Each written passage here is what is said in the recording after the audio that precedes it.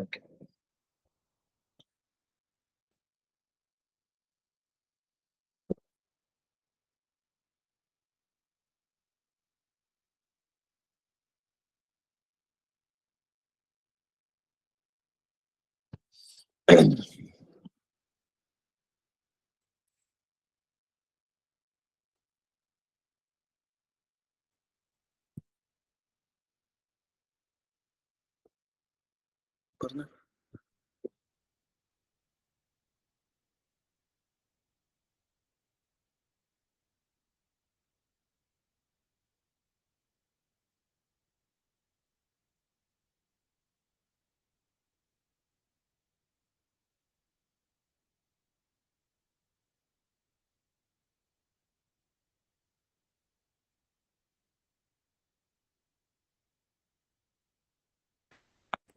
Okay, fine.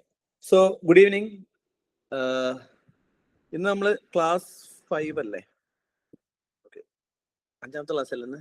Okay, class 5th of secret mountain. Okay, fine. Yeah, so almost on the middle of secret mountain ആണ്. അപ്പോൾ നമ്മൾ ഇതുവരെയുള്ള പ്രോഗ്രാംസിൽ അല്ലെങ്കിൽ ഇതുവരെയുള്ള നമ്മൾ നോക്കിയത് എക്സ്ട്രീമിസ്റ്റ് ട്രാപ്പ് നമ്മൾ നോക്കിയായിരുന്നു. ലാസ്റ്റ് മാൻ സ്റ്റാൻഡിങ് നോക്കി, ക്ലാഷ് ആൻഡ് ക്രാഷ് നോക്കി, വേർഡ് ഡീകൺസ്ട്രക്ഷൻ നോക്കി, കപ്ലിംഗ് റൂൾ നോക്കി, സേഫ് ബെറ്റ് നോക്കി. ദെൻ ഓക്കെ, ഇത്ര 1, 2, 3, 4, 5, 6 എണ്ണമാണ് നമ്മൾ നോക്കിയത് അല്ലെ.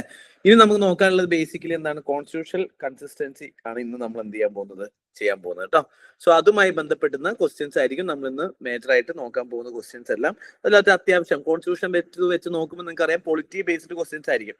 അപ്പൊ പൊളിറ്റിയിൽ അത്യാവശ്യം ബേസിക്കലി ഒരു വർഷം എല്ലാ വർഷം പ്രിലിംസിന് ഏകദേശം ഒരു 15ഓളം ക്വസ്റ്റ്യൻസ് ഓൺ ആൻ ആവറേജ് നമ്മൾ എടുക്കുകയാണെങ്കിൽ ഒരു 15 ക്വസ്റ്റ്യൻസ് ആവറേജ് നോക്കുകയാണെന്നുണ്ടെങ്കിൽ ഇറ്റ് വേരീസ്. പക്ഷെ ഒരു ഓൺ ആൻ ആവറേജ് ഒരു 15 ക്വസ്റ്റ്യൻസോളം ഇന്ത്യൻ പൊളിറ്റിന്റെ ഭാഗത്തു നിന്നാണ് ക്വസ്റ്റ്യൻസ് ചോദിക്കുന്നത്. അപ്പം ആ ഒരു ഏരിയയിൽ നിന്ന് എങ്ങനെ ക്വസ്റ്റ്യൻസ് ചെയ്യാം എന്നുള്ളതിനെ പറ്റിയാണ് പൂർണ്ണമായിട്ട് നമ്മൾ നോക്കുന്നത്. അപ്പൊ ഇതിനകത്ത് കുറെ ക്വസ്റ്റ്യൻസിൽ ഞാൻ ഒരു ഓപ്ഷൻ മാത്രം എലിമിനേറ്റ് ചെയ്യാൻ പറ്റുന്ന രീതിയിലും ഒക്കെ നോക്കി വെച്ചിട്ടുണ്ട്. പക്ഷെ അതേപോലെ തന്നെ കോൺസ്റ്റിറ്റ്യൂഷണൽ കൺസിസ്റ്റൻസി എന്ന് പറയുന്ന സമയത്ത് നമ്മൾ ശ്രദ്ധിക്കേണ്ട ഒരു കാര്യം എന്താണ് ഈ കോൺസ്റ്റിറ്റ്യൂഷണൽ കൺസിസ്റ്റൻസി എന്നുള്ളതാണ്. അപ്പൊ നമ്മൾ ഫസ്റ്റ് ക്ലാസ്സിൽ ജസ്റ്റ് എന്താണ് കോൺസ്റ്റിറ്റ്യൂഷണൽ കൺസിസ്റ്റൻസി എന്നുള്ളതിന് ജസ്റ്റ് ബേസിക് ആയിട്ടുള്ള ഒരു ഇൻട്രൊഡക്ഷൻ ഞാൻ തന്നിട്ടുണ്ടായിരുന്നു. പക്ഷെ അതല്ലാതെ തന്നെ നമ്മൾ നോക്കുകയാണെന്നുണ്ടെങ്കിൽ കോൺസ്റ്റിറ്റ്യൂഷനിൽ കുറെ സാധനങ്ങൾ എങ്ങനെയാണ് ഓരോ രീതിയിലാണ് നമ്മൾ പറഞ്ഞു. അതിനൊരു പ്രത്യേകമായിട്ടുള്ള ഒരു ബോർഡർ മോഡൽസ് ഉണ്ട്. ആ മോഡൽസിന്റെ പുറത്ത് എന്ത് ചെയ്യാൻ പാടില്ല, കോൺസ്റ്റിറ്റ്യൂഷൻ പോകാൻ പാടില്ല എന്നുള്ളതാണ്. ഫോർ എക്സാമ്പിൾ നമ്മൾ നോക്കുകയാണെന്നുണ്ടെങ്കിൽ സെപ്പറേഷൻ ഓഫ് പവറിൽ നമ്മൾ പറഞ്ഞു എക്സിക്യൂട്ടീവ് ഉണ്ട്, ലെജിസ്ലേറ്റർ ഉണ്ട്, ജുഡീഷ്യറി ഉണ്ട്. ഇവർക്ക് 3 പേർക്കും ഡിഫറെന്റ് ഫംഗ്ഷൻ ആണ്. ഇവർ അങ്ങോട്ടും ഇങ്ങോട്ടും ചെക്സ് ആൻഡ് ബാലൻസ് ക്രിയേറ്റ് ചെയ്യുന്നതുകൊണ്ടാണ് ഒരു സിസ്റ്റം കൃത്യമായിട്ട് ഓടുന്നതും നമ്മൾക്ക് ആർക്കും ഒരു പ്രശ്നമില്ലാത്തതും. ഫോർ എക്സാമ്പിൾ, ഞാൻ ഇവിടുന്ന് ജുഡീഷ്യറിനെ അങ്ങ് ഒഴിവാക്കി കഴിഞ്ഞു കഴിഞ്ഞാൽ your life will be difficult. കാരണം ഫോർ എക്സാമ്പിൾ നാളെ ഗവൺമെന്റ് വന്നിട്ട് നിങ്ങളെ വീട് എടുത്തിട്ട് പോയിട്ട് പറയും ഇത് ഞങ്ങളെ വീടാന്ന് പറഞ്ഞു കഴിഞ്ഞു കഴിഞ്ഞാൽ നിങ്ങൾ ആരെടുത്ത് പോകും? നിങ്ങൾക്ക് എവിടെയും പോകാനില്ല. So the moment judiciary is out of the system, your life in a trouble. Now think that judiciary is a good institution. How many of you believe that judiciary is a good institution? Okay, many people think that judiciary is a good institution. So let's just remove executive and legislator from the body, or at least you remove no legislator or executive, either of them. Again, your life will be in a trouble, because if there is only judicial ruling, then that is it is not a democracy. It never represents your value point. നിങ്ങളുടെ views എന്ത് ചെയ്യില്ല, judiciary ഒരിക്കലും represent ചെയ്യില്ല. Because judiciary is not a representative body. If you look at the judiciary, it is highly upper caste dominated, few religion group dominated. Women are not much represented in judiciary. And recently only in Kerala itself, the first blind judge being appointed in Kerala judiciary today. So see, look at India being more than 77 years of 77 years of republic. First blind judge being appointed in Kerala only in 2026. So judiciary itself alone എന്താണ് problem ആണ്. So we need executive, legislator, judiciary. ഈ balance ഉണ്ട് എന്നുണ്ടെങ്കിൽ മാത്രമേ എന്ത് ചെയ്യുള്ളൂ, നിങ്ങളുടെ life proper ആവുള്ളൂ. Not only the governance but also your life proper ആവണമെങ്കിൽ ഈ ബാലൻസ് വേണം. അതേപോലെ എക്സിക്യൂട്ടീവിന് പർട്ടിക്കുലർ ജോബ് ഉണ്ട്, ലെജിസ്ലേറ്ററിന് പർട്ടിക്കുലർ ജോബ്സ് ഉണ്ട്, ജുഡീഷ്യറിന് പർട്ടിക്കുലർ ജോബ് ഉണ്ട്. ഈ ഒരു പാറ്റേൺ എപ്പോഴും ഈ ഒരു സിസ്റ്റം എന്ത് ചെയ്തിട്ടുണ്ടാവും, കീപ്പ് ചെയ്തിട്ടുണ്ടാവും. ഓക്കെ, പിന്നെ നമ്മളൊരു വാട്ടർ ടൈറ്റ് കമ്പാർട്ട്മെന്റ് അല്ല. കൃത്യം ഇങ്ങനെ ഡിവൈഡ് ചെയ്യണം എന്ന് ചോദിച്ചു കഴിഞ്ഞാൽ ഇല്ല, അല്ലെ? നമുക്ക് അത് ഓൾറെഡി അറിയാം. അതൊരു basic nature of Indian constitution ആണെന്ന് ഓർത്ത് വെക്കുക. And it also have certain rights. Indian ജുഡീഷ്യറിയിൽ ഇന്ത്യൻ കോൺസ്റ്റിറ്റ്യൂഷൻ നോക്കുകയാണെന്നുണ്ടെങ്കിൽ ഇറ്റ്സ് ഗിവ് റൈറ്റ്സ്. റൈറ്റ്സ് തന്നെ എന്തുണ്ട്? ഫണ്ടമെന്റൽ റൈറ്റ്സ് കൊടുക്കുന്നുണ്ട്, കോൺസ്റ്റിറ്റ്യൂഷണൽ റൈറ്റ്സ് കൊടുക്കുന്നുണ്ട്, ലീഗൽ റൈറ്റ്സ് എന്ന് പറഞ്ഞിട്ട് എന്ത് ചെയ്യും, കോൺസ്റ്റിറ്റ്യൂഷന്റെ പുറമെ കുറച്ച് ലീഗൽ റൈറ്റ്സ് കൊടുക്കുന്നുണ്ട്, റൈറ്റ്. ആൻഡ് ഈ റൈറ്റിനെ പോലെ തന്നെ സ്റ്റേറ്റിന്റെ ഭാഗത്ത് നോക്കുവാണെങ്കിൽ DPSP. സോ റൈറ്റ്സ് ആർക്ക് വേണ്ടിയിട്ടുള്ളതാണ്? It is a claim against state by the people, general ആയിട്ട് പറയുകയാണെന്നുണ്ടെങ്കിൽ. പക്ഷെ DPSP എന്താണ്? It is an indication for, അല്ലെങ്കിൽ എന്താണ്, ആർക്ക് ഭരിക്കണം എന്നുള്ള ഒരു ഡയറക്റ്റീവ് ടു സ്റ്റേറ്റ് ആണ്. അങ്ങനെയാണെന്നുണ്ടെങ്കിൽ എന്തുകൂടി ഉണ്ട്? ഫണ്ടമെന്റൽ ഡ്യൂട്ടി ഉണ്ട്, which is a duty to the people. People എന്ത് ചെയ്യണം എന്നുള്ള ഡ്യൂട്ടിയാണ് ബേസിക്കലി ഫണ്ടമെന്റൽ ഡ്യൂട്ടീസ് പറയുന്നത്. ഇത് മൂന്നും എന്താണ് എന്നുള്ളതിനെ പറ്റി ബേസിക് ഒരു ഐഡിയ. അതായത് നിങ്ങൾക്ക് കൃത്യമായ ആർട്ടിക്കിൾ അറിയില്ലെങ്കിൽ, ആർട്ടിക്കിൾ അറിയുന്നത് വളരെ നല്ലതാണ്, അറിഞ്ഞിരിക്കണം. ഡയറക്റ്റ് ആയിട്ട് ആർട്ടിക്കിൾ ബേസ്ഡ് ആയിട്ടുള്ള ക്വസ്റ്റ്യൻസ് ഉണ്ട്. ബട്ട് ഹൗവർ ഇപ്പൊ DPSPന്റെ ഒന്നും എല്ലാ ആർട്ടിക്കിൾ അറിയില്ലെങ്കിലും എന്താണ് DPSP, എന്താണ് ഫണ്ടമെന്റൽ ഡ്യൂട്ടി, എന്താണ് ഫണ്ടമെന്റൽ റൈറ്റ്സ് എന്നുള്ളത് നിങ്ങൾ അറിയണം. ഇത് മൂന്നും തമ്മിലുള്ള ഡിഫറൻസ് നിങ്ങൾക്ക് മനസ്സിലായിരിക്കണം. And another biggest aspect is that there is a federal government. India is a federal government. So we need to ensure that there is a federation. That means there is a union as well as state, and there are certain subjects which is comes under concurrent list. So automatically സ്റ്റേറ്റിനും സെൻട്രലിനും രണ്ടുപേർക്കും rule ചെയ്യാൻ പറ്റുന്ന കുറെ സാധനങ്ങളുണ്ട്. അപ്പൊ അതൊക്കെ ഏതൊക്കെയാണ് എന്നുള്ളതിന്റെ ഒരു ബേസിക് കൃത്യമായിട്ട് അറിയില്ലെങ്കിലും കണ്ടു കഴിഞ്ഞു കഴിഞ്ഞാൽ ഇത് സ്റ്റേറ്റിന്റെ അണ്ടറിൽ വരുന്നതായിരിക്കും, ഇത് സെൻട്രലിന്റെ അണ്ടറിൽ വരുന്നതാണ്, ഇത് കൺകറന്റ് ലിസ്റ്റിൽ വരുന്നതായിരിക്കോ എന്നുള്ളതിനെ പറ്റി നിങ്ങൾ നോക്കണം. ഫോർ എക്സാമ്പിൾ, ഇഫ് സപ്പോസ് ഒരു സാധനത്തിന് ഒരു യൂണിഫൈഡ് ആയിട്ടുള്ള ഒരു അപ്രോച്ച് വേണം. യൂണിഫൈഡ് ആയിട്ടുള്ള അപ്രോച്ച് എന്തായാലും നിർബന്ധമാണ്. ഫോർ എക്സാമ്പിൾ ഡിഫൻസ് അല്ലെങ്കിൽ ഫിനാൻസ്, ഇതൊക്കെ അങ്ങനെ ഫോർ എക്സാമ്പിൾ നിങ്ങൾ നോക്കുകയാണെങ്കിൽ അങ്ങനെ യൂണിഫൈഡ് അപ്രോച്ച് വേണം എന്ന് തോന്നുന്ന സാധനങ്ങൾ, സ്ട്രാറ്റജിക്കൽ സെക്ടർ, ഇതെല്ലാം യൂണിയൻ ലിസ്റ്റ് ആയിരിക്കും. സ്റ്റേറ്റ് ലിസ്റ്റ് ഓരോ സ്ഥലത്തും ഡിഫറെന്റ് സാധനങ്ങൾ വേണം. വളരെ യുണീക്ക് ആയിട്ടുള്ള, ഓരോ സ്റ്റേറ്റ് മാറുന്നതിനനുസരിച്ച് അത് മാറിക്കൊണ്ടേ ഇരിക്കേണ്ട സാധനങ്ങളാണ് എന്നുണ്ടെങ്കിൽ അത് സ്റ്റേറ്റ് ലിസ്റ്റിലായിരിക്കും. ഇനി അതല്ല, ഓരോ റീജിയൻ അനുസരിച്ച് മാറുകയും വേണം, പക്ഷെ അതിനൊരു കോൺഫ്ലിക്റ്റ് വരാൻ ചാൻസ് ഉള്ളത് കൊണ്ട് ഒരു നാഷണൽ ഒബ്ജക്റ്റീവിലേക്ക് പോവുകയും വേണം. അങ്ങനെയാണെന്നുണ്ടെങ്കിൽ അതൊരു കൺകറന്റ് ലിസ്റ്റ് ആയിരിക്കും. For example health. Okay, so ഈ രീതിയിൽ നമുക്ക് എന്ത് ചെയ്യാം, ഒരു ബ്രോഡർ അണ്ടർസ്റ്റാൻഡിങ് അതിനകത്ത് വെക്കാം. അതിലൂടെ നിങ്ങൾ എന്ത് ചെയ്യാം, ജസ്റ്റ് എന്തൊക്കെയാണ് അത് ലിസ്റ്റിലുള്ളത് എന്നുള്ളത് നിങ്ങളൊന്ന് നോക്കി വെക്കണം. ഓക്കെ, അതൊരു കോൺസ്റ്റിറ്റ്യൂഷണൽ കൺസിസ്റ്റൻസി ആണ്. ഓക്കെ, ആൻഡ് അബ്സല്യൂട്ട് ആയിട്ട് ഇവിടെ എവിടെയെങ്കിലും റൈറ്റ്സുകൾ കൊടുക്കുന്നുണ്ടെങ്കിൽ അത് കോൺസ്റ്റിറ്റ്യൂഷൻ അഗെയിൻസ്റ്റ് ആയിരിക്കും എന്നുള്ളത്. ഇനി ബാക്കിയുള്ള പോയിന്റ്സ് ഒക്കെ while discussing the questions we will discuss one by one. Okay, അങ്ങനെയാണെന്നുണ്ടെങ്കിൽ നമ്മൾ ഈ ഫസ്റ്റ് ക്വസ്റ്റ്യൻ ഒന്ന് ആലോചിച്ച് നോക്കിയേ. ഫസ്റ്റ് ക്വസ്റ്റ്യൻ ഒന്ന് ചെയ്ത് നോക്കിയേ. List 1, union list in the 7th schedule, consider the following subject under the constitution of India. ഈ ക്വസ്റ്റ്യൻ ഒന്ന് വായിച്ചിട്ട് അതിന്റെ ഉത്തരം വൺ തിങ്, ഉത്തരം നിങ്ങൾക്ക് ഇപ്പൊ കിട്ടിക്കഴിഞ്ഞു കഴിഞ്ഞാലും ഞാൻ പറയാതെ ഉത്തരം കമന്റ് ചെയ്യണ്ട. കാരണം എന്താന്ന് വെച്ച് കഴിഞ്ഞാൽ നിങ്ങൾ ഉത്തരം പെട്ടെന്ന് കിട്ടി കമന്റ് ചെയ്യുമ്പോൾ ബാക്കിയുള്ള ആളുകളുടെ ആ ഉത്തരം കാണുമ്പോൾ പിന്നീട് ചിന്തിക്കുന്നവരുടെ ഒരു ബയാസ്നെസ്, ഒരു ചിന്തയിൽ എന്ത് ചെയ്യും, ബയാസ്ഡ് ആയി പോകും. ഇപ്പൊ ഒരാൾ സി ഇട്ട് കഴിഞ്ഞ് കഴിഞ്ഞാൽ രണ്ടാമത്തെ ആൾക്കും ബി കിട്ടിയാലും സി ആണോ എന്നൊരു ടെൻഡൻസി വരും. അപ്പൊ ആ തിങ്കിങ് കംപ്ലീറ്റ്ലി ഇൻഡിപെൻഡന്റ് ആയിരിക്കില്ല. നിങ്ങൾ എക്സാമിനേഷനിൽ കംപ്ലീറ്റ്ലി ഇൻഡിപെൻഡന്റ് ആണ്. നിങ്ങൾ വേറൊരാളുടെ തോട്ടും നിങ്ങൾക്ക് ഇൻഫ്ലുവൻസ് ചെയ്യാനില്ല. അപ്പൊ സ്വാഭാവികമായിട്ടും നിങ്ങൾ ഞാൻ പറയാതെ എന്ത് ചെയ്യരുത്, കമന്റിലേക്ക് ഇടരുത്. ആൻസർ അറിയെങ്കിലും keep it with your self.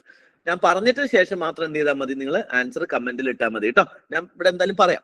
നിങ്ങൾ എന്ത് ചെയ്യും, ഇപ്പൊ ഫസ്റ്റ് പ്രോപ്പറായിട്ട് ക്വസ്റ്റ്യൻ വായിക്കുക, നമ്മൾ ഇതുവരെ ഉപയോഗിച്ച എല്ലാ ടെക്നിക്സും ഉപയോഗിക്കുക, എന്നിട്ട് പ്രോപ്പറായിട്ട് ഉപയോഗിച്ചതിന് ശേഷം അതിന്റെ കൂടെ കോൺസ്റ്റിറ്റ്യൂഷണൽ കൺസിസ്റ്റൻസി കൂടി ഉപയോഗിക്കുക എന്നുള്ളത് മാത്രമേ ചെയ്യാനുള്ളൂ. Okay, fine. So let's start. Read this question.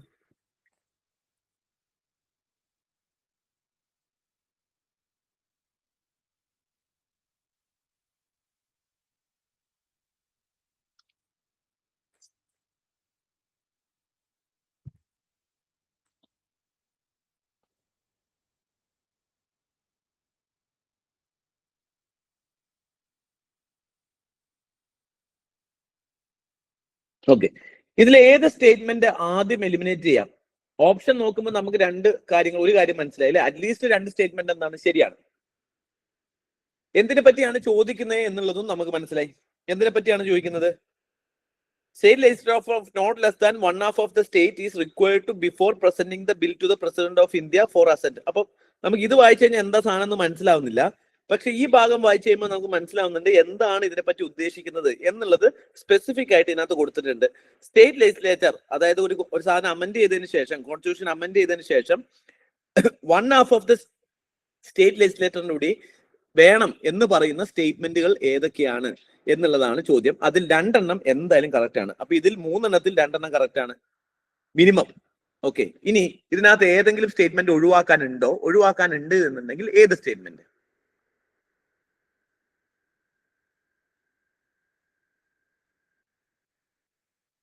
അപ്പൊ നമ്മൾ കോൺസ്റ്റിറ്റ്യൂഷണൽ കൺസിസ്റ്റൻസി ചിന്തിക്കുക. എന്തുകൊണ്ടായിരിക്കും ഒരു സ്റ്റേറ്റ് ഗവൺമെന്റിനെ ഇടപെടുത്തേണ്ട ആവശ്യം, അല്ലെ? അതോട് ചിന്തിക്കാം. ഇനി കമന്റ് ചെയ്തോ, ഏതെന്ന് ചോദിച്ചു കഴിഞ്ഞാൽ പിന്നെ കമന്റ് ചെയ്തോ കേട്ടോ.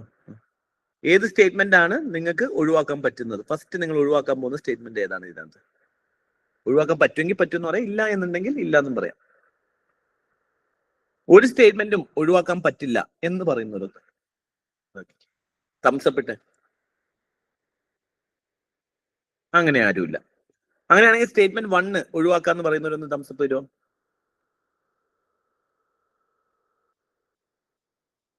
List union list in the 7th schedule എന്ന് പറയുന്നു. ഓക്കെ, സെക്കൻഡ് സ്റ്റേറ്റ്മെന്റ് ഒഴിവാക്കാം എന്ന് പറയുന്നവര് കമന്റ് ചെയ്യോ? കമന്റ് അല്ല, തംസപ്പ് വരുമോ? ആരുമില്ല. Condition of the governors of office ഒഴിവാക്കാന്ന് പറയുന്നവര് മായ മാത്രം. ബാക്കിയുള്ളവര് 2 പേരാണ് ഇപ്പൊ ഒരു സ്റ്റേറ്റ്മെന്റ്. ഒന്നും ഒഴിവാക്കാൻ പറ്റില്ല എന്ന് പറയുന്നവര് ഓക്കെ. നന്ദ ഒന്നും ഒഴിവാക്കാൻ പറ്റില്ല എന്ന് പറയുന്നവരാണോ? അല്ല, 3 ഒഴിവാക്കാൻ പറ്റുന്ന പറഞ്ഞത്. ഇനി തനൂജ എന്തുകൊണ്ടാണ് ഒന്നാമത്തെ സ്റ്റേറ്റ്മെന്റ് ഒഴിവാക്കിയത് ഒന്ന് പറയാമോ?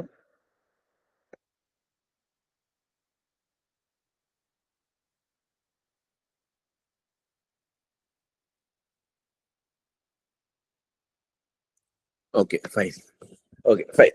സോ ഇവിടെ നമ്മൾ നോക്കുമ്പോൾ നമുക്ക് ഒരു കാര്യം അറിയാം. ഇതിന് എന്തിനെ പറ്റിയാ പറഞ്ഞത്? സ്റ്റേറ്റ് ലെജിസ്ലേറ്ററിനെ പറ്റിയിട്ട് ആരൊക്കെ ഇൻവോൾവ് ആണ്, ഏതൊക്കെ സ്റ്റേറ്റ് ലെജിസ്ലേറ്റർ, അതായത് 1/2 of the state legislature sign ചെയ്യേണ്ട കോൺസ്റ്റിറ്റ്യൂഷണൽ അമെന്റ്മെന്റ് ഏതൊക്കെയാണ്. അപ്പം ഇവിടെ ഏത് പ്രിൻസിപ്പിൾ ആണ് കോൺസ്റ്റിറ്റ്യൂഷനിൽ നമ്മൾ നോക്കുവാണെങ്കിൽ ഏത് പ്രിൻസിപ്പിൾ ആണ് നമ്മൾ അപ്ലൈ ചെയ്യേണ്ടത്? ഫെഡറൽ സിസ്റ്റം എന്ന് പറയുന്ന സാധനമാണ് അല്ലെ. അതായത് ഫെഡറൽ സിസ്റ്റം പ്രകാരം ഫെഡറൽ ഗവൺമെന്റിന്റെ പൊസിഷനെ, അതായത് സ്റ്റേറ്റ് ഗവൺമെന്റിന്റെ പൊസിഷനെ ഇമ്പാക്ട് ചെയ്യുന്നത്, അല്ലെങ്കിൽ സ്റ്റേറ്റ് ഗവൺമെന്റിന്റെ പൊസിഷനെ പവറിനെ ഇമ്പാക്ട് ചെയ്യുന്നതായിരിക്കില്ലേ ബേസിക്കലി ഇതിനകത്ത് നമ്മൾ അമെന്റ് ചെയ്യേണ്ടി വരിക, അല്ലെ സ്റ്റേറ്റ് ഗവൺമെന്റിന്റെ ആവശ്യം വരിക. ഇവിടെ ഏതൊക്കെ കാര്യങ്ങൾ ചെയ്തു കഴിഞ്ഞാൽ സ്റ്റേറ്റ് ഗവൺമെന്റിനെ ബാധിക്കാം എന്നുള്ളതാണ്. ഇവിടെ ഫസ്റ്റ് എന്ന് പറയുന്നത് list 1 union list in 7th schedule. 7th ഷെഡ്യൂളിൽ വേറെ എന്തൊക്കെയുണ്ട്? ലിസ്റ്റ് 2 ഉണ്ട്, ലിസ്റ്റ് 3 ഉണ്ട് അല്ലെ, സ്റ്റേറ്റ് ലിസ്റ്റ് ഉണ്ട്, കൺകറന്റ് ലിസ്റ്റ് ഉണ്ട്. സ്വാഭാവികമായിട്ടും ലിസ്റ്റ് 1ഉം 2ഉം 3ഉം ഈ 3 ലിസ്റ്റിൽ പറയുന്ന കാര്യങ്ങൾക്കും കൂടി ഒന്നിച്ചല്ലേ കോൺസ്റ്റിറ്റ്യൂഷൻ ഒരു കാര്യം പറയുള്ളൂ. അപ്പം പവർ ഡിസ്ട്രിബ്യൂഷൻ ആണ് ലിസ്റ്റിൽ പറഞ്ഞിരിക്കുന്നത്. ഇതിൽ എന്ത് അമെന്റ് ചെയ്ത് കഴിഞ്ഞാലും അത് സ്റ്റേറ്റ് ഗവൺമെന്റിനോട് ബാധിക്കില്ലേ? ഫോർ എക്സാമ്പിൾ യൂണിയൻ ഗവൺമെന്റിന് കൂടുതൽ പവർ കൊടുക്കുന്നു, അത് സ്റ്റേറ്റ് ഗവൺമെന്റിനെ ബാധിക്കാം. അപ്പം എങ്ങനെ പോയി കഴിഞ്ഞ് കഴിഞ്ഞാൽ അത് സ്റ്റേറ്റ് ഗവൺമെന്റിനെ ബാധിക്കും, അത് നമുക്ക് ശരിയാക്കി എടുക്കാം. Extent of executive power of A state, അതായത് ഒരു സ്റ്റേറ്റിന്റെ എക്സിക്യൂട്ടീവ് പവർ, അതായത് ചീഫ് മിനിസ്റ്ററിന്റെയും അതിന്റെ എക്സിക്യൂട്ടീവിന്റെ പവറിനെ പറ്റി അമെന്റ് ചെയ്യുന്നത്. അതൊന്നെങ്കിൽ എന്ത് ചെയ്യാം, പവർ കൂട്ടാം അല്ലെങ്കിൽ പവർ കുറയ്ക്കാം. എന്താണ് എന്നുണ്ടെങ്കിലും അത് സ്റ്റേറ്റിന് ഇൻട്രസ്റ്റിന് അഗെയിൻസ്റ്റ് ആവാനുള്ള ചാൻസ് ഇല്ലേ, സ്റ്റേറ്റിനെ ബാധിക്കുന്നതല്ലേ, സ്റ്റേറ്റിന്റെ പവർ അല്ലേ, സ്വാഭാവികമായിട്ടും അതും നമുക്ക് എന്ത് ചെയ്യാം, ഇൻക്ലൂഡ് ചെയ്യാം. പക്ഷെ condition of governor's office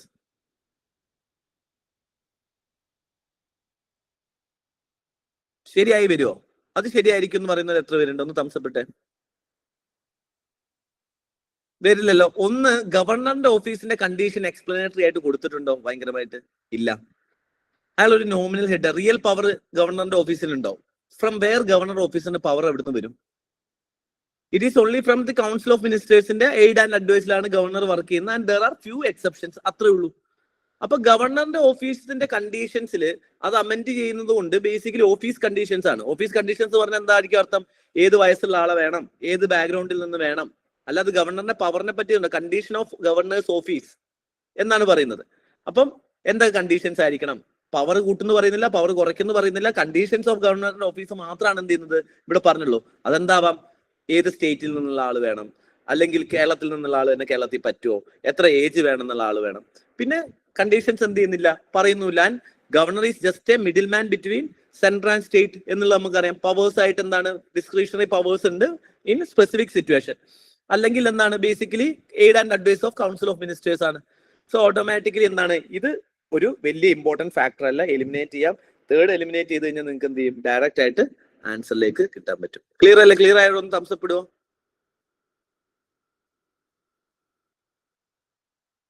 okay okay. അങ്ങനെയാണെങ്കിൽ ഇതൊന്ന് നോക്കിക്കേ. 2-3 തവണ റിപ്പീറ്റഡ് ആയിട്ട് വന്ന ചോദ്യങ്ങളാണ് ഈ ചോദ്യം എന്ന് പറയുന്നത്. കോൺസ്റ്റിറ്റ്യൂഷണൽ ഗവൺമെന്റ് മീൻസ് ഏത് എലിമിനേറ്റ് ചെയ്യാം? ഏതെങ്കിലും ഒന്ന് നമുക്ക് എടുക്കാൻ പറ്റുള്ളൂ. ഏതൊക്കെ ആദ്യം എലിമിനേറ്റ് ചെയ്യാന്ന് നോക്കിയിട്ട് പറയോ?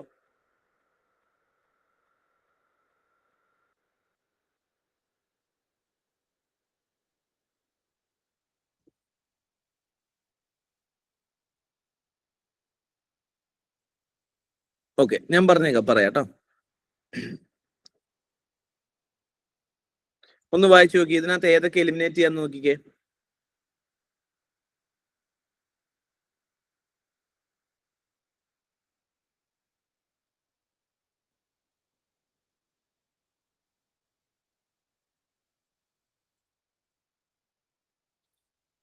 ഓക്കെ, പറയാവോ ഏതൊക്കെ എലിമിനേറ്റ് ചെയ്യാന്ന്? ഏത് ഓപ്ഷനാണ് നിങ്ങൾ ആദ്യം എലിമിനേറ്റ് ചെയ്യുക? അതൊന്ന് കമന്റ് ചെയ്യാവോ?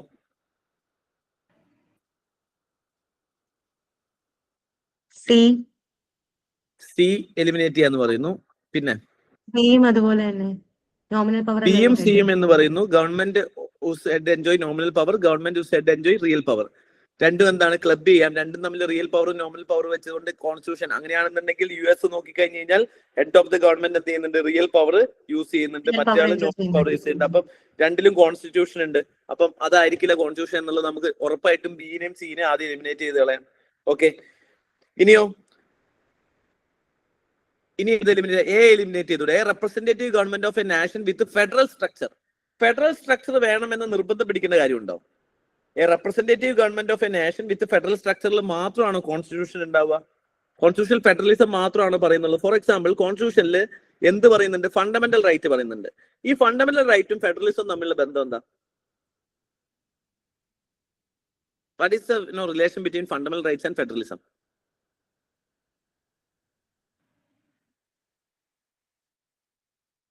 ഫണ്ടമെന്റൽ റൈറ്റ്സ് സ്റ്റേറ്റ്സിന് അഗെയിൻസ്റ്റ് ആയിട്ട് നമ്മുടെ റൈറ്റ്സ് ക്ലെയിം ചെയ്യുന്നതിന് ഫെഡറലിസം എന്ന് പറഞ്ഞാൽ എന്താ അർത്ഥം? സെൻട്രൽ സ്റ്റേറ്റ് ഗവൺമെന്റ് അല്ലേ? What is the relation with the federalism? There is no relation between fundamental right and federalism. It is a state as a whole. Federalist government ആണെങ്കിലും അല്ലെങ്കിലും there will be fundamental rights in the constitution. Is it given? It is a claim against state by the people. So federalism concept ആയിട്ട് ഇവിടുത്തെ state എന്ന് ഉദ്ദേശിക്കുന്ന ഏത് state ആണ്? State as A അല്ലെ, രാജ്യം എന്നുള്ള സ്റ്റേറ്റ്. സോ ഓട്ടോമാറ്റിക്കലി എന്താണ്? ബേസിക്കലി ഇതുമായിട്ട് ഒരു ബന്ധവുമില്ല, ഫെഡറൽ സ്ട്രക്ചറുമായിട്ട് ബന്ധമില്ല. നിങ്ങൾക്ക് ഈസി ആയിട്ട് ഒഴിവാക്കി കൂടെ? ക്ലിയർ അല്ലേ? അപ്പൊ എന്തായിരിക്കും? A government is limited by the terms of constitution. Constitution പറയും എന്ത് ചെയ്യാം, എന്ത് ചെയ്യാൻ പാടില്ല. ഫണ്ടമെന്റൽ റൈറ്റ് എന്താ പറയുന്നത്? Limitation of constitution. BPSP എന്താ പറയുന്നത്? എന്ത് ഗവൺമെന്റ് ചെയ്യണം. ഷെഡ്യൂൾ 7 എന്താ പറയുന്നത്? എന്തൊക്കെ പവർ ഉണ്ട്. ഓക്കെ, അപ്പൊ ഇവിടെ എന്താ ചെയ്യുന്നത്? ഗവൺമെന്റിനുള്ള ലിമിറ്റേഷൻസിനെ അല്ലേ നമ്മൾ ഇവിടെ പറയുന്നത്. അപ്പൊ സ്വാഭാവികമായിട്ടും എന്താണ് ഇവിടെ സംഭവിച്ചുകൊണ്ടിരിക്കുന്നത്? ഓപ്ഷൻ ഡി ആയിരിക്കില്ലേ കറക്റ്റ് ആൻസർ വരിക. ക്ലിയർ ആണോ? അത് ക്ലിയർ ആയതൊന്ന് തപസ് വരുമോ? Okay, same sentence is given in NCERT also. NCERT direct copy paste ആയിട്ടുള്ള സ്റ്റേറ്റ്മെന്റ് ആണ് കേട്ടോ. അതേ ക്വസ്റ്റ്യൻ വീണ്ടും എന്ത് ചെയ്യുന്നുണ്ട്? വീണ്ടും ഇതേപോലെ ക്വസ്റ്റ്യൻസ് റിപ്പീറ്റഡ് ആയിട്ട് ഇതേ ക്വസ്റ്റ്യൻ തന്നെ UPSC ചോദിച്ചിട്ടുണ്ട്. ഇതിന്റെ ഉത്തരം ഒന്ന് പറഞ്ഞേ. ഇനി നിങ്ങൾക്ക് കൃത്യമായിട്ട് അറിയാം. ഓൾറെഡി PYQ ആണ്, ഓൾറെഡി UPSC ചോദിച്ചതാണ്. ആൻസർ എന്താണ്? സി അല്ലാതെ വേറെ ആർക്കെങ്കിലും ഉത്തരം വേറെ ഉണ്ടോ? സി അല്ലാത്ത ഉത്തരം ഉള്ളവരൊന്ന് ഇതാക്കിക്കേ. കൃത്യമായിട്ട് വായിച്ചിട്ട് ഉത്തരം പറഞ്ഞാൽ മതി. ടൈം എടുത്തോളൂ. The purpose is you should read the questions. You should multiple times നിങ്ങൾ അത് വായിക്കണം. വായിച്ചതിന് ശേഷം ഉത്തരത്തിലേക്ക് എത്തിയാൽ മതി കേട്ടോ. C. Okay, answer is C. Easy അല്ലേ? ഡയറക്റ്റ് നേരത്തെ തന്നെ അതേ ക്വസ്റ്റ്യൻ തന്നെ ഞാൻ എക്സ്പ്ലെയിൻ ചെയ്യുന്നില്ല. Okay, with reference to Indian policy consider the following statement എന്നുള്ളതാണ് പറഞ്ഞത് അല്ലെ. ഇനി ഒന്ന് വായിച്ചു നോക്കിക്കേ. എന്തൊക്കെയായിരിക്കും ഉത്തരം? ഇപ്പൊ പറയണ്ട, ഒന്ന് വായിച്ചു നോക്കുക.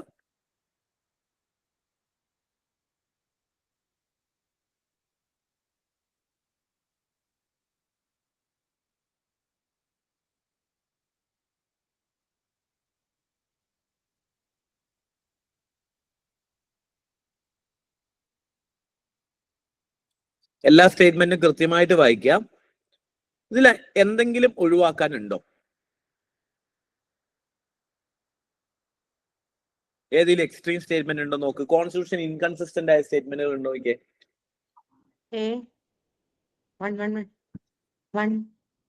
ഓക്കെ, വേറെ ആരെങ്കിലും?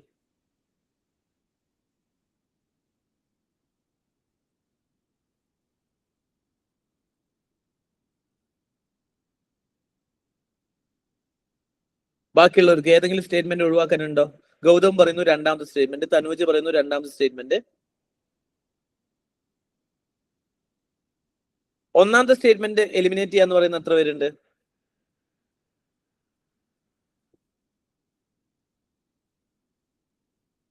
ഓക്കെ, എന്താ മേഘ പറയാൻ കാരണം? എനി എന്ന വേർഡ് യൂസ് ചെയ്തതുകൊണ്ടാണ് സർ. ഓക്കെ, ഇന്നലെ വരെ നമ്മൾ എന്താ പറഞ്ഞിട്ടുള്ളത്?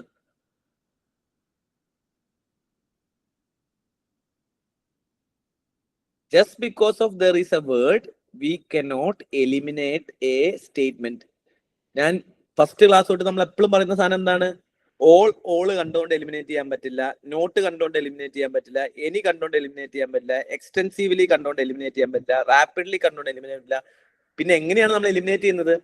ഇതും ഈ കോണ്ടെക്സ്റ്റുമായി ബന്ധമുണ്ടോ എന്നുള്ളത് ചെക്ക് ചെയ്തതിന് ശേഷമാണ് എലിമിനേറ്റ് ചെയ്തത്. ഇവിടെ എനി കണ്ടു, പക്ഷെ എനി കണ്ടതുകൊണ്ട് മാത്രം നിങ്ങൾ ഒരിക്കലും എലിമിനേറ്റ് ചെയ്ത് കഴിഞ്ഞാൽ നിങ്ങൾ ഒരിക്കലും എന്ത് ചെയ്യില്ല, പ്രോപ്പർ ആയിട്ട് റൈറ്റ് ആൻസറിലേക്ക് വരില്ല. ഇവിടെ എനി എന്ന് പറയുന്നത് എന്തുമായി ബന്ധപ്പെട്ടാണ്? A ordinance can amend. ഈ ക്യാൻ എന്താക്കി? ജനറൽ ആക്കി, പോസിബിലിറ്റി ആക്കി, ജനറൽ പോസിബിലിറ്റി ആയി.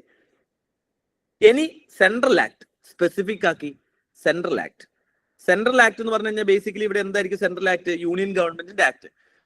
ഒരു ആക്ട് ആണ് പറയുന്നത്, കോൺസ്റ്റിറ്റ്യൂഷണൽ അമെന്റ്മെന്റ് ആക്ട് അല്ല, വെറും സെൻട്രൽ ആക്ട്. സെൻട്രൽ ആക്ട് എന്ന് പറഞ്ഞാൽ ഓർഡിനറി ലെജിസ്ലേഷൻ. ഒരു ഓർഡിനൻസ് കൊണ്ട് അമെന്റ് ചെയ്യാൻ പറ്റും. പറ്റുമോ ഇല്ലയോ? പറ്റും എന്ന് പറയുന്നവരൊന്ന് കൈവയ്ക്കുക. ഇനി എന്താണ് ഓർഡിനൻസ് പവർ? ഓർഡിനൻസ് പവർ എന്ന് പറഞ്ഞു കഴിഞ്ഞാൽ ബേസിക്കലി പാർലമെന്റ് ഇല്ലാത്ത സമയത്ത് എന്ത് ചെയ്യാൻ വേണ്ടിയിട്ടാണ്? ലെജിസ്ലേറ്റ് ചെയ്യാൻ വേണ്ടിയിട്ടുള്ള ഒരു പവർ ആണ് അല്ലെ? അത് എന്തിനു വേണ്ടിയിട്ടാണ്? ഓരോ ഡേ ടു ഡേ ലോ പെട്ടെന്ന് ചെയ്യാനുള്ള ലോസ് ഒക്കെ കൃത്യമായിട്ട് പോകാൻ വേണ്ടിയിട്ടാണ്. അപ്പൊ അത് വെച്ച് നമ്മൾ നോക്കുവാണെന്നുണ്ടെങ്കിൽ ordinance can amend any central act എന്ന് പറയുന്നത് എന്താണ്? ലോജിക്കലി യാതൊരു പ്രോബ്ലം നമുക്ക് അവിടെ തോന്നുന്നില്ല. എനി കണ്ടുകൊണ്ട് മാത്രം നിങ്ങൾക്ക് ഒരിക്കലും എലിമിനേറ്റ് ചെയ്യാൻ പറ്റില്ല. ആ സ്റ്റേറ്റ്മെന്റ് എന്താണ്? കറക്റ്റ് ആണ്. സെൻട്രൽ ഗവൺമെന്റ് ഏത് ആക്ട് വേണമെങ്കിലും ബേസിക്കലി എന്ത് ചെയ്യാം? അമെന്റ് ചെയ്യാം with ordinance. There is no issue. ഇനി അതിലൊക്കെ ഉപരി നമ്മൾ ആദ്യം നോക്കേണ്ടത് അറ്റ്ലീസ്റ്റ് 2 സ്റ്റേറ്റ്മെന്റ് കറക്റ്റാ. അപ്പൊ നിങ്ങൾ ആദ്യം തന്നെ ഇതിനകത്തേക്ക് ചാടിക്കയറി പിടിക്കല്ലേ. ഈ എനി കണ്ടോന്ന് നിന്നിട്ട് നിങ്ങൾ ആദ്യം തന്നെ ഇത് എലിമിനേറ്റ് ചെയ്ത് കഴിഞ്ഞാൽ ശരിക്കും രണ്ടാമത്തെ സ്റ്റേറ്റ്മെന്റ് ഒന്ന് വായിച്ചു നോക്കിയേ. And ordinance can arbitrate. നോക്കി, ആ എടുത്തു കളയാൻ പറ്റും അല്ലെ? ആ സ്റ്റേറ്റ്മെന്റ് കോൺസ്റ്റിറ്റ്യൂഷനെ എന്ത് ചെയ്യാൻ പറ്റും? ഫണ്ടമെന്റൽ റൈറ്റ് ഇല്ലാതാക്കും ബൈ ഓർഡിനൻസ് എന്നാണ് പറയുന്നത്. ഓക്കെ, ഒരു കോൺസ്റ്റിറ്റ്യൂഷൻ അമെന്റ് ചെയ്യണം എന്നുണ്ടെങ്കിൽ എത്രയാണ് മജോറിറ്റി വേണ്ടത്? സിമ്പിൾ മജോറിറ്റിയിൽ അമെന്റ് ചെയ്യാം പോട്ടെ. ഈ കോൺസ്റ്റിറ്റ്യൂഷന്റെ ഫണ്ടമെന്റൽ റൈറ്റ്സ് അമെന്റ് ചെയ്യണം എന്നുണ്ടെങ്കിൽ എത്ര മജോറിറ്റി വേണം? What is the majority required for fundamental rights? ഒന്ന് ആലോചിച്ച് നോക്കി. ഫണ്ടമെന്റൽ റൈറ്റ്സ് എനിക്ക് അമെന്റ് ചെയ്യണം, എന്നാണ് മജോറിറ്റി? ഒന്ന് പറയാവോ? Special majority which is 2/3 present and voting and plus 50% of the total membership of the house. This is special majority, right? ഇനി ഒരു ആക്ട് പാസ്സാക്കാൻ എത്ര മജോറിറ്റി വേണം? സാധാ ഒരു ആക്ട് പാസ്സാക്കാൻ എത്ര മജോറിറ്റി വേണം?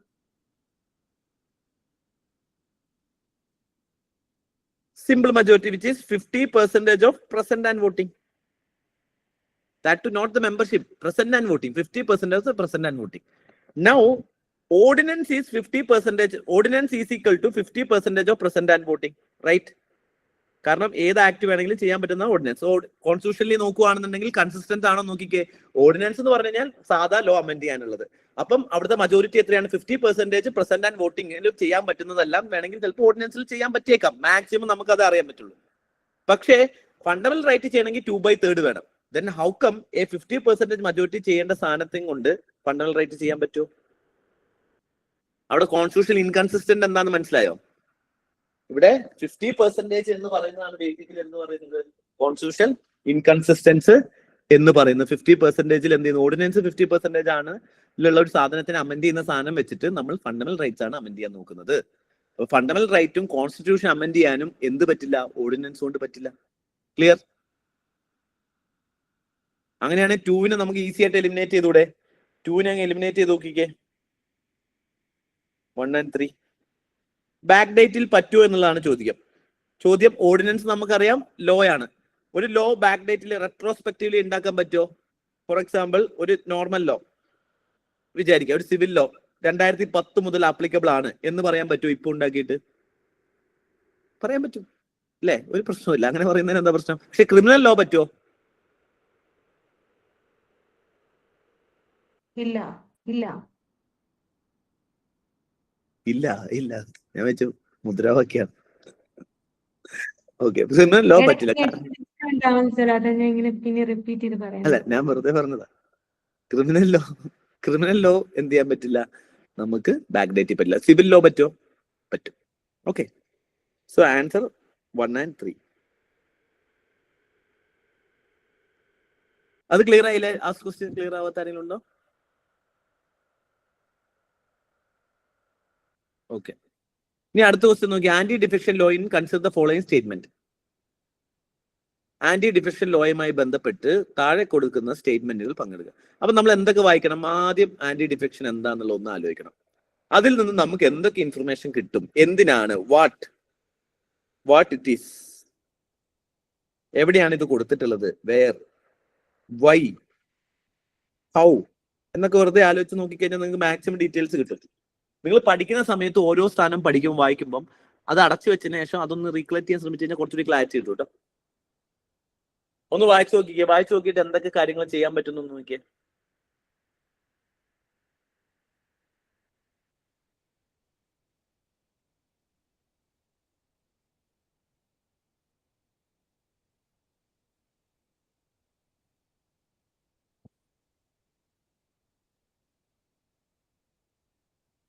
ഇത് ഭയങ്കര ഫേമസ് ആണ് അല്ലേ?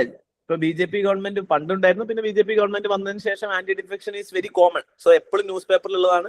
UPSC റിപ്പീറ്റഡ് ആയിട്ട് ഒരുപാട് തവണ ചോദിച്ചുള്ള ചോദ്യമാണ്. നിങ്ങൾ ശരിക്കും പഠിച്ചു പോകേണ്ട ക്വസ്റ്റൻ ആണ്. എലിമിനേറ്റ് ചെയ്യുന്നതിനെക്കാട്ടും നിങ്ങൾ എന്തായാലും അറിഞ്ഞിരിക്കണം. കാരണം it's like multiple times UPSC എന്ത് ചെയ്താണ് ചോദിച്ച ഒരു ചോദ്യമാണ് കേട്ടോ. ഓക്കെ, ഏത് സ്റ്റേറ്റ്മെന്റ് ആദ്യം എലിമിനേറ്റ് ചെയ്യാം? Which statement will you eliminate first?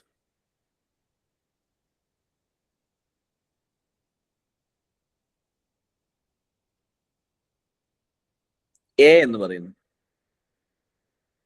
എന്തുകൊണ്ടാണ് എ എന്നൊന്ന് പറയാമോ? I mean first statement.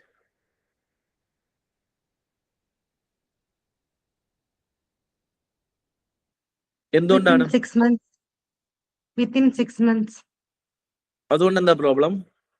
Within 6 monthsനുള്ളിൽ join ചെയ്യാം എന്നുള്ളത് കൺസെന്റ് ഉണ്ടല്ലോ, അത് അലൗഡ് ആണല്ലോ. സോ ഇവിടെ കനോട്ട് ജോയിൻ എന്നാ പറഞ്ഞിരിക്കുന്നത്. ഓക്കെ, വേറൊരാള്.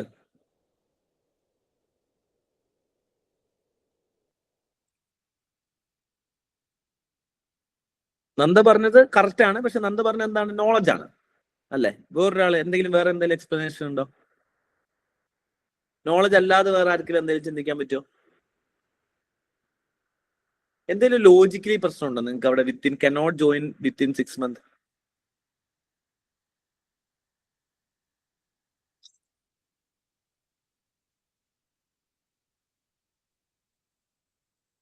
ഓക്കെ, നിങ്ങൾക്ക് അറിയില്ല ഇത് എലക്ടഡ് മെമ്പർ ആണോ, ബേസിക്കലി 16 months പറ്റോ ഇല്ലോ എന്ന് ആലോചിക്കാം.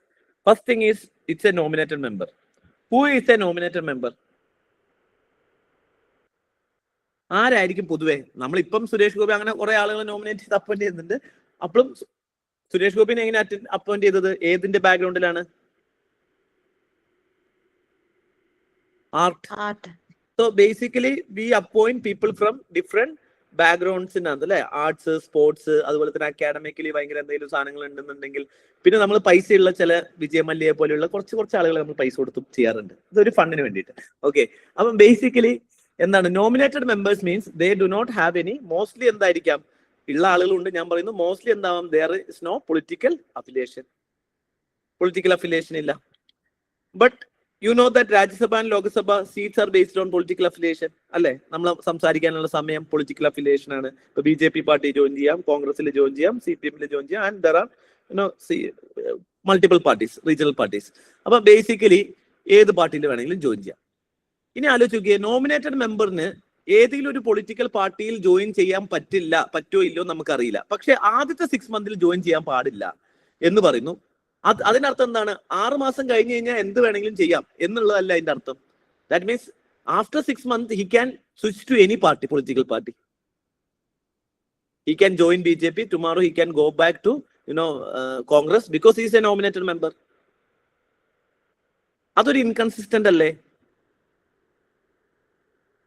അപ്പം നമുക്ക് മുന്നേ ജോയിൻ ചെയ്യിപ്പിക്കാൻ പറ്റുമോ ഇല്ലയോ നമുക്ക് അറിയില്ല.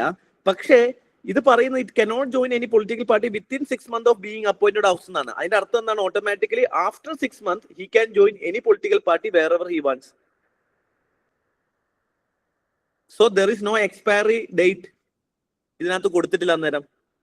ഇനി ലോ ഉണ്ടാക്കുമ്പോൾ നമ്മൾ എക്സ്പയറി ഡേറ്റ് കൊടുക്കുകയാണോ ചെയ്യുക, കൊടുക്കാതിരിക്കുകയാണോ നമ്മൾ ചെയ്യുക? ഇനി എന്തെങ്കിലും ഫെസിലിറ്റേറ്റ് ചെയ്യുന്ന സാധനമാണ് എന്നുണ്ടെങ്കിൽ ഇഫ് ദി എനി ഫെസിലിറ്റേറ്റൻ കോൺസ്റ്റിറ്റ്യൂഷനിൽ എപ്പോഴും ഫെസിലിറ്റേറ്റിംഗ് സാധനങ്ങളാണെന്ന് വിചാരിക്കുക. ഫോർ എക്സാമ്പിൾ പ്രസിഡന്റിനോട് നമ്മൾ ഒരിക്കലും പ്രസിഡന്റ് ഷുഡ് അസെന്റ് അല്ലെങ്കിൽ പ്രസിഡന്റ് ഷുഡ് നോട്ട് അസെന്റ് ഈ വേർഡ് യൂസ് ചെയ്യോ? ഒരിക്കലും പറയില്ല. നമുക്ക് ഒരിക്കലും പ്രസിഡന്റ് അടുത്ത് ഷുഡ് നോട്ട് ഷുഡ് എന്ന് പറയുന്ന വേർഡ്സ് ഉപയോഗിക്കാൻ പറ്റില്ല. എന്നാൽ സുപ്രീം കോടതിയോട് പറയാൻ പറ്റുമോ? അതും പറയാൻ പറ്റില്ല. സ്പീക്കറിനോട് പറയാൻ പറ്റുമോ? അപ്പൊ ചില സ്ഥലങ്ങളിൽ ബേസിക്കലി നമ്മൾ കോൺസ്റ്റിറ്റ്യൂഷൻ ബേസ് ചെയ്തിട്ട് ചില ഓരോരോ പൊസിഷൻ നോക്കിയിട്ട് ചില സ്ഥലത്ത് ബേസിക്കലി നമ്മൾക്ക് വേർഡുകൾ പറയുന്നതിൽ വ്യത്യാസമുണ്ട്. ഇവിടെ ഒരു ഫെസിലിറ്റേഷൻ അല്ല ഉദ്ദേശിക്കുന്നത്. ഇവിടെ കനോട്ട് പറയുന്നതിന്റെ ആവശ്യം എന്തിനാ? അതിനെക്കാട്ടും നല്ലത് ക്യാൻ പറയുന്നതായിരുന്നില്ലേ? അതായത് nominated legislator can join any political party after expiry of 6 months എന്നങ്ങ് പറഞ്ഞാൽ പോരെ. എന്തിനാ കനോട്ട് പറഞ്ഞത്? നെഗറ്റീവ് പറയേണ്ട കാര്യം എന്താ? Cannot join within the 6 months എന്ന് പറയുന്നതിന് പകരം അത് തന്നെയാണ് അവർ ഉദ്ദേശിച്ചതെന്ന് വിചാരിക്കും. അത് ശരിയാണെന്ന് വിചാരിച്ചോ? അങ്ങനെയാണെങ്കിൽ can join any political party after expiry of 6 months എന്ന് പറഞ്ഞാൽ മതിയായിരുന്നു. കോൺസ്റ്റിറ്റ്യൂഷൻ എന്തിന് നെഗറ്റീവ് സെന്റൻസ് യൂസ് ചെയ്യണം?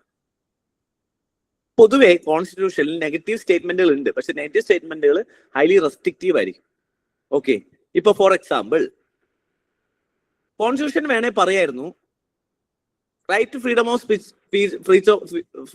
Speech and expression is not valid in following circumstance under article 19 clause 2 എന്നാണ് കോൺസ്റ്റിറ്റ്യൂഷന് വേണേ പറയാം. പക്ഷെ കോൺസ്റ്റിറ്റ്യൂഷൻ പറഞ്ഞത് there are reasonable restriction given under article 19 clause 19 clause 2 എന്നാണ് പറഞ്ഞത്. രണ്ടിന്റെ മീനിങ് ഒന്നാണ്, പറ്റില്ല എന്നാണ് രണ്ടും പറയുന്നത്. പക്ഷെ കോൺസ്റ്റിറ്റ്യൂഷൻ എന്താ പറഞ്ഞത്? പോസിറ്റീവ് സെന്റൻസ് ആയിരിക്കും കോൺസ്റ്റിറ്റ്യൂഷൻ എപ്പോഴും യൂസ് ചെയ്യുക, റാദർ ദാൻ എന്താണ് കുറച്ചുകൂടി നെഗറ്റീവ്. അത് ഷുഡ് നോട്ടും മസ്റ്റ് നോട്ടും ഒക്കെ ഉണ്ട് കേട്ടോ, പക്ഷെ ആളുകൾ അനുസരിച്ച് മാറും. ഈ ഒരു സിറ്റുവേഷൻ നോക്കി, ഈ ഒരു സിറ്റുവേഷനിൽ വേണമെങ്കിൽ ക്യാൻ ഉപയോഗിക്കാമായിരുന്നു. സോ ഫാക്ച്വലി നിങ്ങൾ ഇത് അറിഞ്ഞിരിക്കണം. എന്താണ്? വിത്തിൻ 6 months എന്ത് ചെയ്യാം? ഒരു പൊളിറ്റിക്കൽ പാർട്ടിയിൽ ജോയിൻ ചെയ്യാം. ആഫ്റ്റർ 6 months എന്ത് ചെയ്യാൻ പാടില്ല? പൊളിറ്റിക്കൽ പാർട്ടിയിൽ ജോയിൻ ചെയ്യാൻ പാടില്ല. സോ കോൺസ്റ്റിറ്റ്യൂഷൻ എന്തായിരിക്കും പറഞ്ഞിട്ടുണ്ടാവുക? A legislature can join any political party within 6 months of being appointment എന്നായിരിക്കും പറഞ്ഞിട്ടുണ്ടാവുക. ഓക്കെ, അതെന്തുകൊണ്ടാണ്? ആദ്യം അയാൾക്ക് പൊളിറ്റിക്കൽ പാർട്ടി ഇല്ല. സോ കയറി ഉടനെ തീരുമാനിച്ചോ, പിന്നീട് ഇനി തീരുമാനിക്കാൻ പറ്റില്ല. സോ ഇവിടെ എന്താ പറയുന്നത്? കയറി ഉടനെ തീരുമാനിക്കരുത്, കുറച്ച് കാലം കഴിഞ്ഞിട്ട് നീ എന്തോ വെച്ചോ ചെയ്തോ എന്നാണ് ഈ സ്റ്റേറ്റ്മെന്റിന്റെ മീനിങ്. അപ്പൊ അതിനെക്കാട്ടും നല്ല എന്താണ്? കയറി ഉടനെ തീരുമാനിക്കും, പിന്നെ മാറ്റാൻ പറ്റില്ല.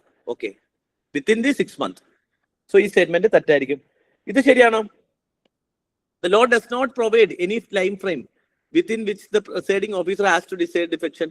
No time frame. ഇത് കുറെ റിപ്പീറ്റഡ്ലി കേസസ് വന്നാണ്, കറണ്ട് അഫയേഴ്സ് ആണ്. എപ്പോ വേണമെങ്കിലും എന്ത് ചെയ്യുക? പ്രസിഡന്റ് സ്പീക്കറിന് തോന്നിയ പോലെ തീരുമാനിക്കുക. അതാണ് ബേസിക്കലി എന്ത് ചെയ്തുകൊണ്ടിരിക്കുന്നത്.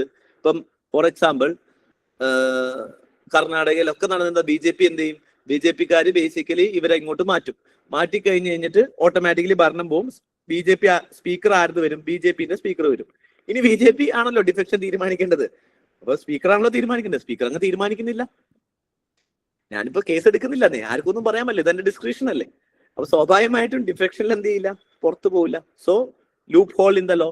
ഓക്കെ, സോ കോമൺ സെൻസ് ആണ്. ഇതൊന്ന് ചെയ്ത് നോക്കിക്കേ. ഇതിൽ ഏതൊക്കെ സ്റ്റേറ്റ്മെന്റുകൾ നിങ്ങൾക്ക് ചെയ്യാൻ പറ്റും, ഏതൊക്കെ സ്റ്റേറ്റ്മെന്റുകൾ ഒഴിവാക്കാൻ പറ്റും? ഒന്ന് പതുക്കെ വായിച്ചു നോക്കിയേ. വായിച്ചു, ഇപ്പൊ പറയേണ്ട ഉത്തരം പറയണ്ട, ഞാൻ പറഞ്ഞിട്ട് പറഞ്ഞത്. വായിച്ചു നോക്കൂ കേട്ടോ.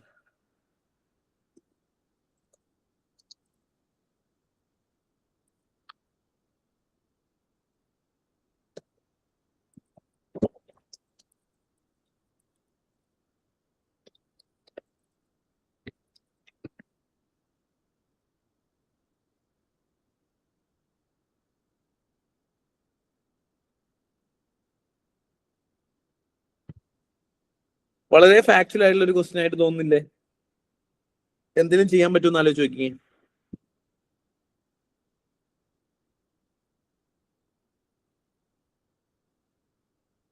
പാർട്ട് ഭയങ്കര ഫാക്ച്വൽ ആണ്. നിങ്ങൾക്ക് ഏതെങ്കിലും അറിയുന്ന ഏതെങ്കിലും പാർട്ട് ഉണ്ട് ഇതിനകത്ത്? ഫാക്ച്വലി നിങ്ങൾക്ക് അറിയാം ഇത് ഇന്ന പാർട്ടാന്ന് അറിയുന്നത്. ഒരു പാർട്ട് നിങ്ങൾക്ക് അത്യാവശ്യം അറിയേണ്ടതാണ് ഇതിനകത്ത്, ബാക്കിയൊന്നും അറിയേണ്ടതല്ല. ശരിയാണോ എന്ന് അറിയില്ല നമുക്ക്.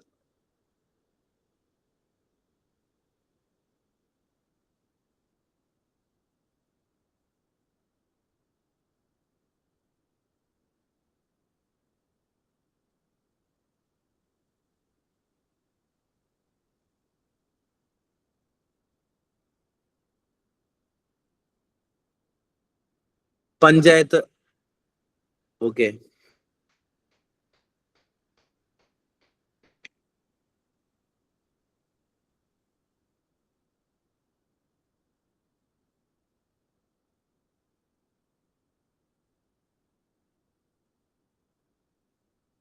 വേറെ ആരെങ്കിലും?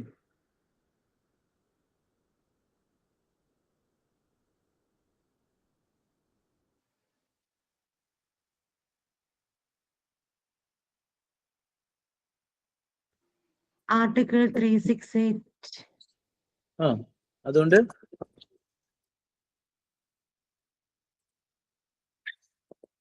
പാർട്ട് 22 അല്ല, പാർട്ട് 28 ഓക്കെ. വരുന്ന നമുക്കിപ്പം ഇതിനകത്ത് ബേസിക്കലി ഫാക്ച്വലി നിങ്ങൾക്ക് ഒന്നും അറിയില്ല എന്ന് വിചാരിക്കാം. നമുക്കൊന്നും അറിയില്ല, നമുക്കൊരു ഐഡിയ ഇല്ല. പക്ഷേ ഇതിനകത്ത് എന്തെങ്കിലുമൊക്കെ നമുക്ക് ഓർത്തെടുക്കാൻ പറ്റുന്ന എന്തൊക്കെയുണ്ടെന്ന് നോക്കാം. പഞ്ചായത്ത്, മുനിസിപ്പാലിറ്റീസ് ഇതൊക്കെ സംസാരിക്കുന്ന ആർട്ടിക്കിൾ ഏതാ? പഞ്ചായത്തിനെ പറ്റി കുറെ ആർട്ടിക്കിൾ ഉണ്ട് അല്ലെ?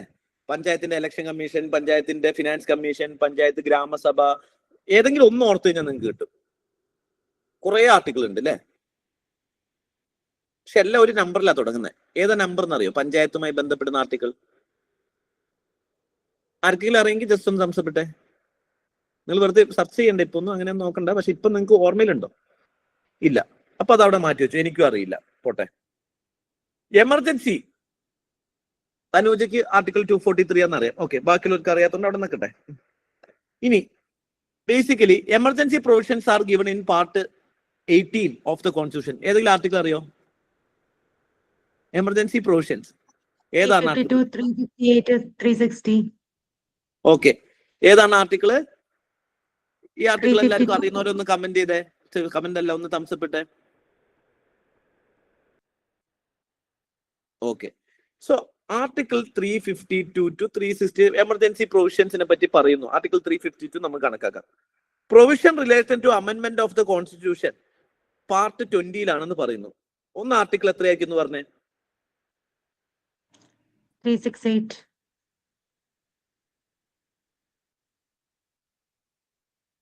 ആർട്ടിക്കിൾ 368 അല്ലെ? ഇത് അറിയുന്നവരൊന്ന് തംസപ്പ് തന്നെ. ഓക്കെ, ഇനി ഇതിന്റെ പാർട്ട് ഇത് പറയുന്നു 18 ആണ്, ഇത് പറയുന്നു 20 ആണ്. ദിസ് ഈസ് 243 മീൻസ് ഇലക്ഷൻ കമ്മീഷന്റെ ഫിനാൻസ് കമ്മീഷന്റെ ആർട്ടിക്കിൾ അറിയോ? State finance commission 243H. ഇതൊക്കെ അറിഞ്ഞിരിക്കേണ്ട ചെറിയ ആർട്ടിക്കിൾ ആണ്. ഓക്കെ, അതിലേക്ക് election commission, state election commission 243K. Okay, 243B is known as grama sabha. So 243A B C D E F G H I J K L M N O വരെ പഞ്ചായത്ത് ആണെന്ന് തോന്നുന്നു.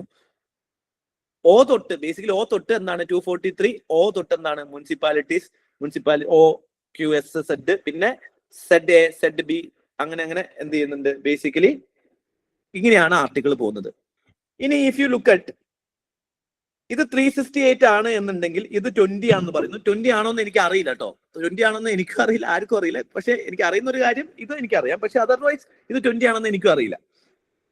പക്ഷെ 368 20-ഉം 358 18-ഉം ആണെന്ന് പറയുമ്പോൾ ആർട്ടിക്കിളിന്റെ ഓർഡറിനനുസരിച്ച് നമ്മൾ ഓരോ ചാപ്റ്റർ ആക്കി മാറ്റുവാണല്ലോ പാർട്ട്. അപ്പൊ സ്വാഭാവികമായിട്ടും 358 കഴിഞ്ഞിട്ട് 18 ആണെന്നുണ്ടെങ്കിൽ ഒരു 10-12 ആർട്ടിക്കിൾ കഴിഞ്ഞിട്ട് 20 എന്ന് പറയുന്ന ഒരു ചാപ്റ്റർ വരുന്നു അല്ലേ?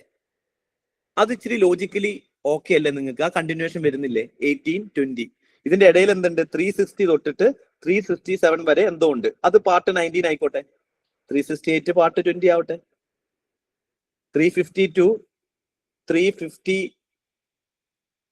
ഓക്കെ 360 വരെ പാർട്ട് 18 19 361 to 367 and 368 to 20. അങ്ങനെ 24 പാർട്സ് ഉണ്ട്. അങ്ങനെ അങ്ങോട്ടും ഇങ്ങോട്ട് പോട്ടെ. ഓക്കെ, ഇത് ക്ലിയർ ആയവരൊന്ന് തംസപ്പ് തന്നെ. ഇതിപ്പോഴും ഉറപ്പാണോ നമുക്ക് അറിയില്ല, ഉറപ്പാണെന്ന്. കാരണം ഭയങ്കര ഫാക്ച്വൽ ആണ്. പക്ഷേ ഇത് വെച്ച് ഞാൻ ശരി ഇടുന്നതിൽ തെറ്റ് പറയാൻ പറ്റുമോ? ലോജിക്കലി പോസിബിൾ അല്ലേ?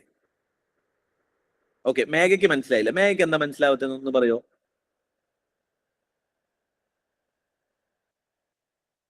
സാർ അത് എങ്ങനെയാണ് 18-ന്നും 19-ന്നും ലിങ്ക് ചെയ്തെന്ന് എനിക്ക് പിടികിട്ടിയില്ല. അതായത് 18 ആണോ 19 ആണോ എന്ന് എനിക്ക് അറിയില്ല. പക്ഷെ ഞാൻ നോക്കിയത് എന്താന്ന് വെച്ച് കഴിഞ്ഞാൽ ഇത് ആർട്ടിക്കിൾ 352 തൊട്ട് 358 വരെ അല്ല സോറി 360 വരെയുള്ള സാധനങ്ങളാണെന്ന് പറയുന്നു. എമർജൻസി അതറിയാലോ, എമർജൻസി എന്ന് പറഞ്ഞ ആർട്ടിക്കിൾ 352 ടു 360. അമെന്റ്മെന്റ് എന്ന് പറയുന്ന ആർട്ടിക്കിൾ 368. ഇനി ഇതിന് പകരം ഇത് ഞാൻ 18 ആണെന്ന് എനിക്കറിയില്ലേ, ഇതും എനിക്കറിയില്ല. ഇതിന് പകരം ഇവര് പറഞ്ഞു ഇത് 15ഉം ഇത് 16, 17 ആണെന്ന് പറഞ്ഞു. എന്നാലും ഞാൻ ഇത് ശരിയാക്കി എടുക്കുള്ളൂ. എന്തുകൊണ്ടാന്ന് വെച്ച് കഴിഞ്ഞാൽ ആർട്ടിക്കിൾ 352 എന്ന് പറയുന്നത് 15 എന്ന് പറയുന്നു, ശരിയാണോ എന്ന് എനിക്കറിയില്ല. പക്ഷെ 17 എന്ന് പറയുന്നത് 368 ആണ്. അപ്പൊ ഇതിന്റെ ഇടയിൽ 16 മിസ്സിംഗ് ആണ്. എനിക്കറിയാം ആർട്ടിക്കിൾ 361 തൊട്ട് 367 വരെ വീണ്ടും ആർട്ടിക്കിൾ മിസ്സിംഗ് ആണ്. ഇത് ചിലപ്പോൾ 16 ആയിരിക്കാം. അപ്പൊ ഇവിടെ ഒരു കണ്ടിന്യൂഷൻ വരുന്നുണ്ട് 15, 16, 17. കറക്റ്റ് ഓർഡറാ. ഇത് ഞാൻ തെറ്റിച്ചെടുത്തേനെ, ഞാൻ തെറ്റിച്ച് കാണിക്കുമ്പോൾ നിങ്ങൾക്ക് മനസ്സിലാവും. ഇപ്പം ഈ 18 പകരം ഇവിടെ 20 അയ്യോ പെട്ടു ഗൈസ്, ഇല്ല അത്ര പെട്ടിട്ടില്ല. ഓക്കെ, ഇവിടെ 16 പകരം സോറി ഇവിടെ 18 പകരം ഇവിടെ 20ഉം ഇവിടെ 18ഉം തന്നു എന്ന് വെച്ചോ, ഞാൻ എന്തായാലും തെറ്റെടുത്തേനെ. കാരണം എന്താണ്, ഇത് 352 ടു 360 ആണ് പറയുന്നത്, ഇവിടെ 368 ആണ് പറയുന്നത്. 350 കഴിഞ്ഞതിന് ശേഷം അല്ലെങ്കിൽ 360 കഴിഞ്ഞതിന് ശേഷം മാത്രമേ എന്ത് സംസാരിക്കുള്ളൂ, കോൺസ്റ്റിറ്റ്യൂഷൻ ഓർഡറിലല്ലേ 1, 2, 3, 4, 5, 6 അങ്ങനെ ചാപ്റ്റർ പാർട്ടുകൾ ഇങ്ങനെ ഓർഡറിൽ പോയിരിക്കുക. അപ്പൊ 368 ആണ് നേരത്തെ എന്ന് പറഞ്ഞു കഴിഞ്ഞാൽ ഞാൻ അംഗീകരിക്കില്ല. കാരണം അത് എനിക്ക് ലോജിക്കലി ശരിയാവുന്നില്ല. എന്താണ്, നേരെ തിരിച്ചു തന്നെ ആവാനേ ചാൻസ് ഉള്ളൂ. അപ്പൊ ഇത് ഞാനാണെങ്കിൽ തെറ്റെടുത്തേനെ. പക്ഷെ ഇവിടെ എനിക്ക് എങ്ങനെയാ വന്നത്, കൃത്യം ഓർഡറിലാണ് വന്നത്.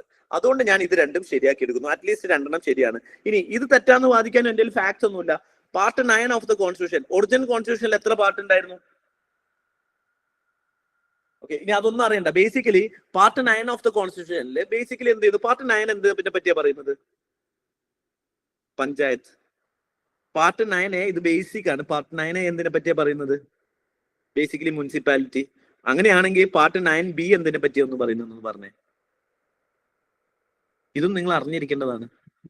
റീസെന്റ് അമെന്റ്മെന്റ് ആണ് ഇതൊക്കെ. Article 9A, 9B, 9 panchayat, municipality 9A. അങ്ങനെയാണ് 9B എന്താ? കമന്റ് ചെയ്യാവോ? Very famous repeatedly asked question. Cooperative societies cooperative ആയിട്ടുണ്ട്. 3 എന്താണ്, റിലേറ്റീവ് ആയിട്ടുള്ള ടേംസുകളാണ് അല്ലെ. അപ്പം ഇനി അതൊന്നും അറിയില്ലെങ്കിലും ഇതൊന്നും നമുക്ക് ഇപ്പോൾ അറിയില്ല. ഇതിപ്പോ എന്തായാലും നിങ്ങൾ അറിയാം, ഇനി അതും അറിയില്ല. പക്ഷെ ഇതിന്റെ ആർട്ടിക്കിൾ എങ്കിലും നിങ്ങൾ അറിയെങ്കിൽ നിങ്ങൾക്ക് കിട്ടും. Article 243 is very important article.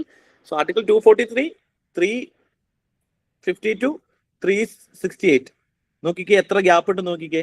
ആ ഗ്യാപ്പിന്റെ ഇടയിൽ 9, അപ്പൊ മുകളിലേക്ക് വരാം, എത്രയോ മുകളിലേക്ക് വരാം, 10ന്റെ താഴെ വരാം എന്നുള്ളത് പോലെ നമുക്കൊന്ന് ആലോചിച്ച് ലോജിക്കലി ആ നമ്പർ എന്താണ് പോസിബിൾ ആണ്. ഇതിന് പകരം 5 തന്നോ, 5 തന്നു എന്നെങ്കിൽ തെറ്റാന്ന് പറയുന്നത്. കാരണം ഈ ചെറിയ വ്യത്യാസത്തിൽ 5 വരെ പോവില്ല. പക്ഷെ നിങ്ങൾ നോക്കിക്കേ, ഒരു ഓൾമോസ്റ്റ് എബോവ് 100 വ്യത്യാസമുണ്ട്. 112ഓളം ആർട്ടിക്കിളിൽ വ്യത്യാസം വരുന്നുണ്ട്. അപ്പം കുറച്ച് മുകളിലോട്ട് എന്ത് ചെയ്യാം, കയറാം. ലോജിക്കലല്ലേ? അപ്പൊ എങ്ങനെ അത് ചിന്തിക്കണം എന്ന് മനസ്സിലായോ? വെറുതെ അറിയില്ല എന്ന് പറഞ്ഞിട്ട് അത് ഇട്ടേച്ച് പോരുത്. ഇത് എന്തായാലും ആർക്കും അറിയില്ല, ആക്ച്വലി ആർക്കും അറിയാൻ പറ്റില്ല. പക്ഷെ കാരണം എന്താണ്, എല്ലാവരും പാട്ടൊന്നും ഓർത്ത് വെച്ച് പോകുന്നില്ല. ഇനിയിപ്പം എന്ത് ചെയ്യും, നിങ്ങൾ ചിലപ്പോൾ പഠിക്കുന്ന സമയത്ത് പാട്ടൊക്കെ ഇരുന്ന് പഠിക്കും. പക്ഷെ അതുകൊണ്ടൊന്നും ഒരു ഗുണമില്ല, അങ്ങനെ പഠിച്ചിട്ടൊന്നും കാര്യമില്ല. അതൊക്കെ ആ ലോജിക്കായിട്ട് അവിടെ ചെയ്യാം. പക്ഷെ ബേസിക് സാധനങ്ങൾ അറിഞ്ഞിരിക്കാം. ഇപ്പം ഫണ്ടമെന്റൽ റൈറ്റ് ഏത് പാട്ടാണ് അല്ലെ? ഇപ്പൊ നിങ്ങൾ ആ ഒരു ചാപ്റ്റർ നോക്കിയ ഫണ്ടമെന്റൽ 3, DPSP 4, 4A ഇതിനെ പറ്റിയാണ്. അപ്പൊ അങ്ങനെ ആ ഒരു ബേസിക് സാധനങ്ങൾ എന്ത് ചെയ്യും, യൂണിയൻ ഗവൺമെന്റ് ഏത് പാട്ടാണ്, അങ്ങനെ ബേസിക് പാർട്ടുകൾ ഓർത്ത് വെക്കുക. അത് അതർവൈസ് അത് വിട്ടുകളയാം. പക്ഷെ ലോജിക്ക് ഇതാണ്, നമുക്ക് അറിയുന്ന കോൺസ്റ്റിറ്റ്യൂഷനിൽ എന്തെങ്കിലും ഒരു സാധനം UPSC അതിനകത്ത് ഇട്ടിട്ടുണ്ടാവും. അതൊന്ന് വെറുതെ നിങ്ങളൊന്ന് ചെക്ക് ചെയ്യാന്നുള്ളതാണ്. ക്ലിയർ ആയോ? ഇത് കിട്ടിയോ?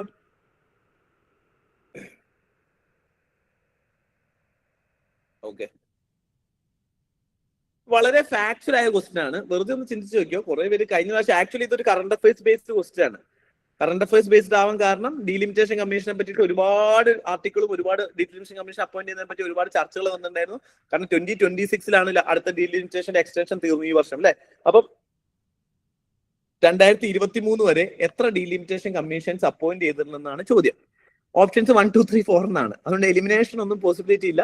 നിങ്ങൾക്ക് എന്താണ് ഡീലിമിറ്റേഷൻ കമ്മീഷൻ എന്നുള്ളതും ബേസിക്കലി ഡയറക്ട്ലി ഫ്രം എന്താണ് ഇതിനകത്തുള്ളതാണ്.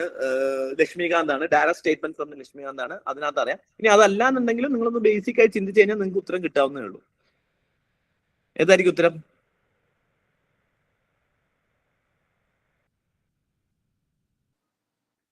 എലിമിനേറ്റ് ചെയ്യാനൊന്നും പറ്റില്ല, കാരണം ക്ലോസ് ഓപ്ഷൻസ് ആണ്.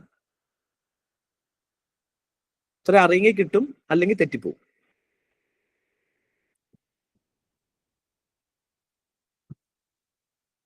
ഉത്തരം അറിയോ?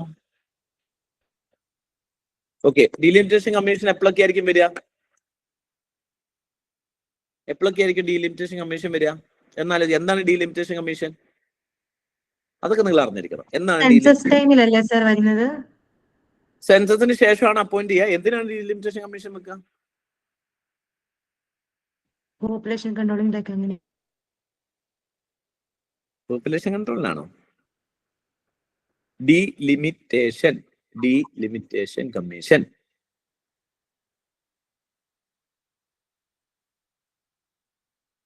To allocate the seats to the number of, എന്ത് ചെയ്യണം? നമുക്ക് ഈക്വാലിറ്റി, വൺ പൊളിറ്റിക്കൽ പാർട്ടി, നമ്മളെ പൊളിറ്റിക്കൽ ഈക്വാലിറ്റി പൊളിറ്റിക്കൽ ഈക്വാലിറ്റി ആണ് അല്ലെ? പൊളിറ്റിക്കൽ ഈക്വാലിറ്റിനെ പറ്റിയാണല്ലോ ഞാൻ പറയുന്നത്. അപ്പൊ പൊളിറ്റിക്കൽ ഈക്വാലിറ്റി വരാൻ വേണ്ടിയിട്ട് ബേസിക്കലി എന്ത് ചെയ്യണം? എല്ലാ സ്ഥലത്തെയും സ്റ്റേറ്റിന് ഈക്വൽ ആയിട്ട് വേണം പോവാൻ. സീറ്റ്സിന്റെ അലോക്കേഷൻ കൃത്യമായിട്ട് വരണം. നമ്പർ ഓഫ് പോപ്പുലേഷൻ, ഒരു MLA റെപ്രസെന്റ് ചെയ്യുന്ന പോപ്പുലേഷൻ എണ്ണം കറക്റ്റ് ആയിരിക്കണം. MP-മാരുടെ എണ്ണം കറക്റ്റ് ആയിരിക്കണം. അപ്പം ഇവിടെ എന്ത് ചെയ്യാൻ പാടില്ല? കേരളത്തിൽ എംപിമാര് 1 ലക്ഷത്തിന് റെപ്രസെന്റേറ്റ് ചെയ്യുകയും, അല്ലെങ്കിൽ എന്ത് ചെയ്യുന്നു, ഫോർ എക്സാമ്പിൾ ബംഗാളിലെ എംപിമാര് 10 ലക്ഷത്തിന് റെപ്രസെന്റേറ്റ് ചെയ്യുന്നത് ശരിയല്ല. അപ്പം കൃത്യമായ പോപ്പുലേഷൻ ആയിരിക്കണം എംപിമാരുടെ റെപ്രസെന്റേഷൻ വരുന്നത്. അപ്പൊ നമ്മൾ എന്തൊക്കെ ചെയ്തിട്ടുണ്ടാവും? 1951 സെൻസസ് നടന്നു. അപ്പൊ 1952 സെൻസസ് എന്ത് വന്നിട്ടുണ്ടാവും? ഡീലിമിറ്റേഷൻ കമ്മീഷൻ വന്നിട്ടുണ്ടാവും. 1961 സെൻസസ് നടന്നു. 62 ഡീലിമിറ്റേഷൻ കമ്മീഷൻ. 1971 ഡീലിമിറ്റേഷൻ വന്നിട്ടുണ്ടാവും. ആൻഡ് 1972 ഡീലിമിറ്റേഷൻ വന്നിട്ടുണ്ടാവും. 1981 സെൻസസ് വന്നിട്ടുണ്ടാവും. ഡീലിമിറ്റേഷൻ കമ്മീഷൻ വന്നോ?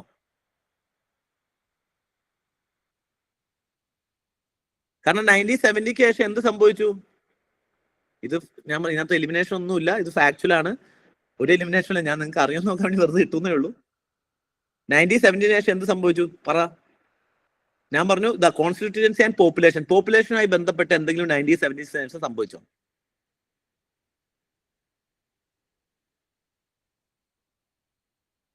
എമർജൻസി സംഭവിച്ചു, പക്ഷെ എന്തോ ഒരു സാധനം കൂടി സംഭവിച്ചു അവിടെ. ഈ എമർജൻസി സമയത്ത് എന്താ സംഭവിച്ചത്? പോപ്പുലേഷനുമായി ബന്ധപ്പെടുന്ന എന്താണ് സംഭവിച്ചത്? ഇതൊക്കെ സംഭവിച്ചു, പക്ഷെ പോപ്പുലേഷനുമായി ബന്ധപ്പെടുന്ന എന്താ സംഭവിച്ചത്? We wanted to go for population control അല്ലെ, ഫാമിലി പ്ലാനിങ്. പക്ഷെ എന്ത് ചെയ്യാൻ പാടില്ല? അങ്ങനെ ചെയ്യണമെന്നുണ്ടെങ്കിൽ സ്റ്റേറ്റ് ഗവൺമെന്റ് അധികാരം പോകാൻ പാടില്ല. അപ്പൊ എന്ത് ചെയ്തു? വി ഫ്രീസ്ഡ് ഡീലിമിറ്റേഷൻ അപ് ടു 2001, 25 വർഷത്തേക്ക് ചെയ്തു കൊടുത്തു. സോ ഡീലിമിറ്റേഷൻ കമ്മീഷൻ 3 എണ്ണം വന്നു. 81 ഡീലിമിറ്റേഷൻ കമ്മീഷൻ വന്നില്ല. 76 നമ്മൾ ഫ്രീസ് ചെയ്തു 2001 വരെ. സോ 81 വന്നില്ല, 82 വന്നില്ല, 82 വന്നില്ല, 92 വന്നില്ല. 2001 കഴിഞ്ഞപ്പോ എന്തായി? 25 വർഷം കഴിഞ്ഞു. അപ്പൊ 25 വർഷം കഴിഞ്ഞതിന് ശേഷം നമുക്ക് എന്ത് ചെയ്യാം? ഇനി വേണമെങ്കിൽ ഡീലിമിറ്റേഷൻ കമ്മീഷൻ വരാം. അപ്പോഴേക്ക് എന്ത് ചെയ്തു? കേരള പോലെയുള്ള സൗതേൺ സ്റ്റേറ്റ് പോപ്പുലേഷൻ കുറച്ച്, നോർത്തേൺ സ്റ്റേറ്റ് നല്ലോണം പോപ്പുലേഷൻ കൂട്ടി. അപ്പം സദേൺ സ്റ്റേറ്റ് സമ്മതിക്കോ? ഇല്ല. അതുകൊണ്ട് എന്ത് ചെയ്തു? വീണ്ടും എക്സ്റ്റെൻഡ് ചെയ്തു അടുത്ത 25 വർഷത്തേക്ക്. That is 2026. ഈ 2026ഓട് കൂടിയിട്ട് ആ ഫ്രീസിങ് എന്ത് ചെയ്തു? തീർന്നു. അതുകൊണ്ട് പുതിയ ഗവൺമെന്റ് എന്ത് ചെയ്യാണ്? ഡീലിമിറ്റേഷൻ കമ്മീഷൻ അപ്പോയിന്റ് ചെയ്യാൻ പോവാണ്. അതുകൊണ്ടാണ് ബേസിക്കലി എന്ത് ചെയ്യുന്നത്? ഈ ഒരു ന്യൂസ് ഒക്കെ വന്നത് അതിന്റെ ഭാഗമായിട്ട് വന്നതാണ്. പക്ഷെ 2022 എന്ത് സംഭവിച്ചു? 2002 എന്ത് സംഭവിച്ചു? നമ്മൾ പോപ്പുലേഷൻ കുറച്ചില്ല, പക്ഷെ കോൺസ്റ്റിറ്റ്യുവൻസീസ് എന്ത് ചെയ്തു? ഡിസ്ട്രിബ്യൂഷൻ ഒന്ന് മാറ്റി. നിങ്ങൾ ശ്രദ്ധിച്ചിട്ടുണ്ടെങ്കിൽ 90s കിഡ്സ് ഒക്കെ ആണെന്നുണ്ടെങ്കിൽ പണ്ടത്തെ നിങ്ങളുടെ വോട്ട് ചെയ്യുന്നതിന്റെ കോൺസ്റ്റിറ്റ്യുവൻസിയും ഇപ്പോഴത്തെ കോൺസ്റ്റിറ്റ്യുവൻസിയും തമ്മിൽ വ്യത്യാസം ഉണ്ടാവും. ഇപ്പൊ ഫോർ എക്സാമ്പിൾ ഇപ്പം ഞാൻ വയനാട്ടിലാണ്. വയനാട് കോൺസ്റ്റിറ്റ്യുവൻസി 2002 ശേഷം എക്സ്പാൻഡ് ചെയ്തു. ഫോർ എക്സാമ്പിൾ കോഴിക്കോടിന്റെ ഒരു പാർട്ടും മലപ്പുറത്തിന്റെ ഒരു പാർട്ടും വയനാടിന്റെ അണ്ടറിലാണ് വരുന്നത്. ഓക്കെ, സോ കോൺസ്റ്റിറ്റ്യുവൻസി പോപ്പുലേഷൻ കുറവായതുകൊണ്ട് അത് വലുതായി. ഓക്കെ, അപ്പൊ ഓട്ടോമാറ്റിക്കലി എന്ത് സംഭവിക്കും? ഒരു തവണ ടോട്ടൽ 4 എണ്ണം വന്നു. വേറൊന്നും ചെയ്യാനില്ല, അറിയെങ്കിൽ ചെയ്യാം, ഇല്ലെങ്കിൽ ഇല്ല. 2002 എന്ത് ചെയ്തിട്ടുണ്ട്? സീറ്റിന്റെ എണ്ണം കുറച്ചില്ല, പക്ഷെ റീഡിസ്ട്രിബ്യൂഷൻ പോപ്പുലേഷൻ എന്ത് ചെയ്ത്? റീഡ്രോയിങ് ഓഫ് കോൺസ്റ്റിറ്റ്യുവൻസീസ് ചെയ്തിട്ടുണ്ട് 2002. Total 4. 1951, 52, 62, 72, then 2002. So as far as 4 very factual, ഒന്നും ചെയ്യാനില്ല. നിങ്ങൾക്ക് അറിയെങ്കിൽ ചെയ്യാം. പൊതുവെ ചെയ്ത ആളുകൾ കൂടുതൽ ചെയ്ത് എന്തായിരിക്കും? ഇതായിരിക്കും. കാരണം കുറച്ച് വായിച്ചവർ എന്ത് ചെയ്തിട്ടുണ്ടാവും? 51 എടുക്കും, 52 എടുക്കും, 62 എടുക്കും, 71 എടുക്കും. ഇനി ഫ്രീസ്ഡ് ആണല്ലോ എന്ന് വിചാരിക്കും. പക്ഷെ there is A catch. In 2002 there was A redistribution. Okay, ഇനി ഇതൊന്ന് ചെയ്തേ. As per constitution of India, ഞാൻ ഈ ക്വസ്റ്റ്യൻ വായിക്കാത്ത എന്താന്ന് വെച്ച് കഴിഞ്ഞാലേ, basically I can read the question, but if I read the question, you will listen to the question. അപ്പൊ നിങ്ങൾ നോട്ടും ഈസും വാസും ഒക്കെ പെട്ടെന്ന് എമർജ് ചെയ്ത് പെട്ടെന്ന് കേൾക്കും. പക്ഷെ നിങ്ങൾ ഒറ്റയ്ക്ക് വായിക്കുമ്പോൾ ചില സാധനങ്ങൾ നിങ്ങൾ കാണില്ല. അപ്പൊ അതാണ് നമ്മൾ ഇമ്പോർട്ടന്റ് ആയി ശ്രദ്ധിക്കേണ്ടത്. അത് നമ്മളിന്ന് തെറ്റൊന്നും ഒഴിവാക്കണം. അപ്പൊ ഞാൻ വായിച്ചു കഴിഞ്ഞ് കഴിഞ്ഞാൽ നിങ്ങൾ പെട്ടെന്ന് അത് കണ്ടെത്തും, അല്ലെങ്കിൽ നിങ്ങൾ ചിലപ്പോൾ വിട്ടുപോകും. അപ്പൊ സ്വയം വായിച്ച് ചിന്തിക്കാൻ വേണ്ടിയിട്ടാണ് ഞാൻ വായിക്കാതിരിക്കുന്നത് കേട്ടോ.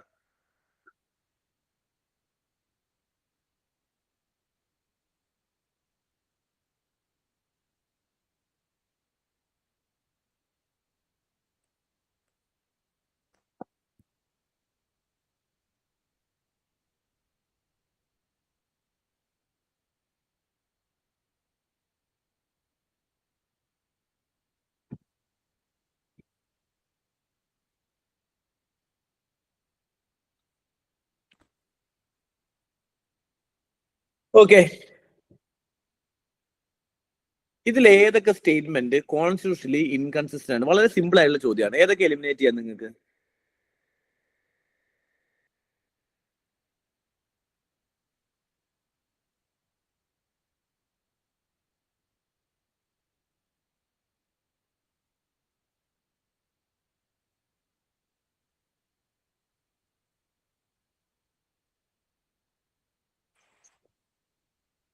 ഏതൊക്കെ നിങ്ങൾക്ക് എലിമിനേറ്റ് ചെയ്യാം? ഇതിനകത്ത് നമ്മൾ ലിസ്റ്റോ നിങ്ങൾ എന്ത് ചെയ്യണമെന്ന് അറിയില്ല, നിങ്ങൾക്ക് ഇതിനകത്ത് ലിസ്റ്റോ കാര്യങ്ങളോ ഒന്നും അറിയണമെന്നില്ല. പക്ഷെ അതിന്റെ നേച്ചർ മാത്രം നോക്കി കഴിഞ്ഞ് കഴിഞ്ഞാൽ നമുക്ക് എന്ത് ചെയ്യാൻ പറ്റും? എലിമിനേറ്റ്. ആ കോൺസ്റ്റിറ്റ്യൂഷൻ നമ്മൾ നേരത്തെ പറഞ്ഞ കോൺസ്റ്റിറ്റ്യൂഷൻ ഇൻകൺസിസ്റ്റൻസിയിൽ നമ്മൾ എന്ത് ചെയ്യുന്നു? നമ്മൾ പറഞ്ഞു ഷെഡ്യൂൾഡ് അല്ലെ, 7th ഷെഡ്യൂൾ പ്രകാരം എന്ത് ചെയ്യാൻ പാടില്ല? കൺസിസ്റ്റന്റ് ആയ സ്റ്റേറ്റ്മെന്റുകളാണോ എന്ന് നോക്കിയാൽ മതി. ഇപ്പൊ ഫസ്റ്റ് തനുജ് പറയുന്ന എ ആൻഡ് ബി എലിമിനേറ്റ് ചെയ്യാം. ഓക്കെ, പിന്നെ വേറൊരാൾ പറയുന്നു എ ബി ഡി ചെയ്യാം, എ ബി ചെയ്യാം, ബി ആൻഡ് സി ചെയ്യാം എന്ന് പറയുന്നു. ഓക്കെ, എ ബി ഡി ചെയ്യാന്ന് പറയുന്നു. ഓക്കെ, ഇതിനകത്ത് പറയുന്നതിൽ ഒരു സ്റ്റേറ്റ്മെന്റ് ഒഴിച്ച് ബാക്കി എല്ലാ സ്റ്റേറ്റ്മെന്റും ഇന്റർ സ്റ്റേറ്റിനെ പറ്റിയാണ് പറയുന്നത് അല്ലെ. ഇതിൽ എന്താണ് ചോദ്യം? ഓക്കെ, കറക്റ്റ് എന്താണെന്ന ചോദ്യം. അപ്പം 3 എണ്ണം ഇന്റർ സ്റ്റേറ്റ്. ലാസ്റ്റത്തെ corporation tax is a state subject under the state list എന്നാണ് പറയുന്നത്. ഓക്കെ, അതോടെ നിൽക്കട്ടെ. ആദ്യം നമുക്ക് വേണമെങ്കിൽ ഇന്റർ സ്റ്റേറ്റിന്റെ കാര്യം നോക്കാം. 2 സ്റ്റേറ്റുകൾ തമ്മിൽ മാനേജ് ചെയ്യേണ്ട ഒരു സാധനം വരുമ്പം അത് സ്റ്റേറ്റ് ലോ ഉണ്ടാക്കുമ്പോഴാണോ അതൊരു യൂണിഫൈഡ് ലോ ആവുക, സെൻട്രൽ ഉണ്ടാക്കുമ്പോഴാണോ യൂണിഫൈഡ് ലോ ആവുക? ഞാൻ പറഞ്ഞു യൂണിഫൈഡ് ലോ വേണ്ട സമയത്ത് 2 സ്റ്റേറ്റുകൾ തമ്മിൽ മാനേജ് ചെയ്യുമ്പം അതൊരു സ്റ്റേറ്റ് ചെയ്യുന്നതായിരിക്കും നന്നാവുക, അതോ 2 യൂണിയൻ ചെയ്യുന്നതായിരിക്കും? For example, Inter state trade and commerce is A state subject under state list. Inter state trade ആണ്, അതായത് കേരളവും തമിഴ്നാടും തമ്മിലുള്ള ട്രേഡ് തീരുമാനിക്കുന്നതിന് ലോ ഉണ്ടാക്കാൻ കേരളത്തിനും തമിഴ്നാടിനും ലോ ഉണ്ടാക്കാം എന്നാണ് പറയുന്നത്. അങ്ങനെയാണ് 2 ലോ ആയി പോവില്ലേ? അപ്പൊ ഇവിടെ കേരളവും തമിഴ്നാടും തമ്മിൽ എങ്ങനെ ട്രേഡ് ചെയ്യണം എന്നുള്ളതിന് ഒരു ലോ അല്ല വേണ്ടത്. അപ്പൊ ആരെ ലോ പ്രിവെയിൽ ചെയ്യും? കേരളത്തിന്റെ ലോ വരുമോ തമിഴ്നാടിന്റെ ലോ വരുമോ? ഏത് ലോ ആയിരിക്കും വരിക? ഇന്റർ സ്റ്റേറ്റ് ട്രേഡ് നടത്താൻ വേണ്ടി ലോ ഉണ്ടാക്കി, സ്റ്റേറ്റ് ലിസ്റ്റ് ആണ് as per the statement. Kerala ഉണ്ടാക്കി, തമിഴ്നാട് വന്നു. Which law will prevail? 2 തമ്മിൽ കോൺഫ്ലിക്ട് വന്നു കഴിഞ്ഞാൽ ഏത് ലോ പ്രിവെയിൽ ചെയ്യും? ഒബ്വിയസ്ലി തമിഴ്നാടിന്റെ അല്ലേ?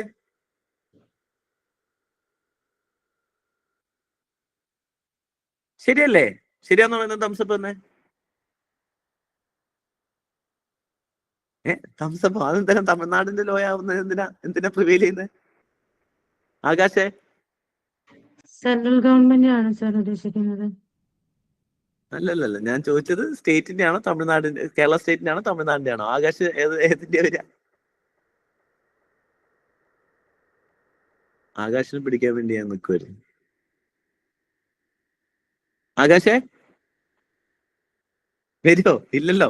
സ്റ്റേറ്റ് കേരള സ്റ്റേറ്റും തമിഴ്നാട് സ്റ്റേറ്റിനും വ്യത്യാസമൊന്നുമില്ല. അപ്പൊ എന്ത് ചെയ്യില്ല? 2 സ്റ്റേറ്റിന് അവിടെ ലോ ഉണ്ടാക്കാൻ പറ്റില്ല. അപ്പൊ ഏതെങ്കിലും ഒരു യൂണിഫൈഡ് ലോ വേണം. അപ്പൊ എന്തായിരിക്കണം? അത് വേണമെങ്കിൽ ഒരു യൂണിയൻ ലോ ആയിരിക്കാം, സ്റ്റേറ്റ് ലിസ്റ്റ് ആണെന്ന് പറയാൻ പറ്റില്ല. ഇനി Inter state migration is a state subject under state list. അതായത് എന്റെ സ്റ്റേറ്റിന്റെ ഉള്ളിൽ കൂടെ മൈഗ്രേറ്റ് ചെയ്യുന്നത് സ്റ്റേറ്റ് ലിസ്റ്റ് ആവുക എന്ന് പറയുന്നത് ഓക്കെ. ഞാൻ തമിഴ്നാട്ടിൽ പോവുക എന്നാണ് പറയുന്നത്. ഞാൻ തമിഴ്നാട്ടിലോ അല്ലെങ്കിൽ കർണാടകയിലോ പോകുന്നത് തീരുമാനിക്കുന്നത് കേരളത്തിലെ സ്റ്റേറ്റ് ആണ് എന്റെ തീരുമാനത്തിന്റെ ലോ ഉണ്ടാക്കുന്നത്. കർണാടകത്തിലെ സ്റ്റേറ്റ് ആണ് കർണാടക തീരുമാനിക്കുന്നത്. ഇതിൽ ഏത് നിലവിൽ വരും? ഫോർ എക്സാമ്പിൾ, കർണാടക ഗവൺമെന്റ് പറയാണ് മലയാളികൾ നാളത്തോട്ട് ഇങ്ങോട്ട് കയറാൻ പാടില്ല. കേരളം പറയാണ് മലയാളികൾ നാളത്തോട്ട് ഇവിടെ പണിയെടുത്ത് പോയിട്ട് പുറത്തു പോയിക്കണം. ഇതിൽ ഏത് ലോ വരും? അപ്പൊ ഞാൻ പുറത്തു പോകാനും എനിക്ക് പറ്റില്ല, കാരണം കർണാടക കേട്ടില്ല. കേരളത്തിൽ നിൽക്കാന്ന് പറഞ്ഞാൽ കേരളക്കാർ സമ്മതിക്കില്ല. Which law will prevail? There is a conflict of law. Again ആരായിരിക്കണം? സെൻട്രൽ ഗവൺമെന്റ് ആയിരിക്കണം. Corporate tax is a state subject under state list ആയിരിക്കോ? കോർപ്പറേറ്റ് ടാക്സ് അതായത് കമ്പനികൾക്ക് ടാക്സ് യൂണിഫൈഡ് ടാക്സ് വേണം, which will be union tax. So inter state migration is a state list under the state list. ഇനി നിങ്ങളൊന്ന് clear ആയിട്ട് നോക്കിക്കേ. Corporate ടാക്സിനെ നിങ്ങൾ അവിടെ വെക്കാന്ന് വിചാരിച്ചു. നിങ്ങൾക്ക് അറിയില്ല കോർപ്പറേറ്റ് ടാക്സ് എന്താണെന്ന് അറിയുന്നത് ഇല്ല വെക്കാം. ഇവിടെ ക്ലബ് ചെയ്യുമ്പം this is similar, this is similar, this is also similar thing, but നേരെ ഓപ്പോസിറ്റ് ആണ്. So if you are clubbing A and C can be clubbed together, right? A and C can be clubbed together. So A and C opposition ആണ് basically. എന്തിന്റെ opposite ആണ്? ബിയുടെ opposite ആണ്. So ഒന്നെങ്കിൽ A and B ആയിരിക്കും ശരി, അല്ലെങ്കിൽ B ആയിരിക്കും ശരി. മനസ്സിലായോ എന്തുകൊണ്ടാണ് ഞാൻ അങ്ങനെ എടുത്തതെന്ന്? മനസ്സിലായോ? രണ്ടും ഇന്റർസ്റ്റേറ്റിനെ പറ്റിയാണ് സംസാരിക്കുന്നത്. മൂന്നും ഇന്റർസ്റ്റേറ്റ് ആണ്. അതിൽ മൂന്നെണ്ണത്തിൽ രണ്ടെണ്ണം പറയുന്നത് എന്താണ്? ബേസിക്കലി എന്തിനെ പറ്റിയാണ് പറയുന്നത്? Okay, A and B quarantine, ഞാൻ quarantine migration. Okay, A and B, okay, C ആണല്ലോ ഇവിടെ. C okay, C okay. A and Bയും സിയും സംസാരിക്കുന്ന ഇന്റർസ്റ്റേറ്റ് ആണ്. ആൻഡ് A and ഇതാണ് ക്ലബ്ബ്. ഞാൻ ക്ലബ്ബ് പഠിച്ച തെറ്റിപ്പോയിട്ടുണ്ട്. ഓക്കെ, എന്നൊന്ന് പറയാ. A and B എന്താണ്? A and Bയും സിയും ഒരേപോലത്തെ സ്റ്റേറ്റ്മെന്റ് ആണ്. മൂന്നും ഇന്റർസ്റ്റേറ്റിനെ പറ്റിയാണ് പറയുന്നത്. അതിൽ രണ്ടെണ്ണം പറയുന്നു ഇന്റർസ്റ്റേറ്റുമായി റിലേറ്റ് ചെയ്യുന്ന രണ്ട് സാധനം സ്റ്റേറ്റ് ലിസ്റ്റും, ഒരെണ്ണം പറയുന്നു യൂണിയൻ ലിസ്റ്റും. So that means A and B goes together, C is the opposite അല്ലേ? അപ്പൊ ഒന്നെങ്കിൽ A and B ശരിയായിരിക്കണം, അല്ലെങ്കിൽ സി ശരിയായിരിക്കണം. ഇത് മാത്രമേ ഇവിടെ ഓപ്ഷൻ ഉള്ളൂ അല്ലേ? കാരണം രണ്ടും കോൺഫ്ലിക്റ്റിംഗ് ഈച്ചതല്ലേ. അപ്പൊ ഒന്ന് ശരിയാണെങ്കിൽ മറ്റേത് തെറ്റായിരിക്കണം. എയും ബിയും ഒന്നിച്ച് ശരിയാവാൻ ഇവിടെ ഒരു ഓപ്ഷൻ ഇല്ലല്ലോ. അപ്പൊ ഏതായിരിക്കും ആൻസർ? സി ആയിരിക്കും ഉത്തരം. ഓഡ് 1 ആയിരിക്കും ഇവിടെ ആൻസർ. ക്ലിയർ ആയോ? എങ്ങനെയാണ് അത് ചെയ്തതെന്ന് മനസ്സിലായോ?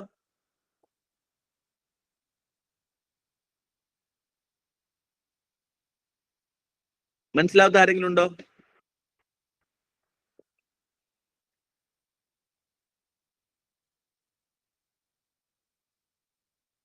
മേയ്ക്ക് മനസ്സിലായില്ല? മനസ്സിലാവാത്തതിനാണോ മനസ്സിലായതിനാണോ?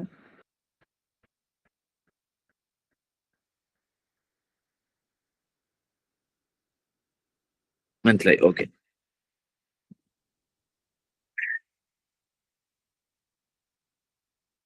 ഇതൊന്ന് ചെയ്ത് നോക്കിക്കേ. Next question. A bill amending the constitution require a prior recommendation of president of India. When a constitution amendment bill is present, അയ്യോ ഞാൻ വായിക്കും, സോറി, ഞാൻ അറിയാതെ വായിച്ചു.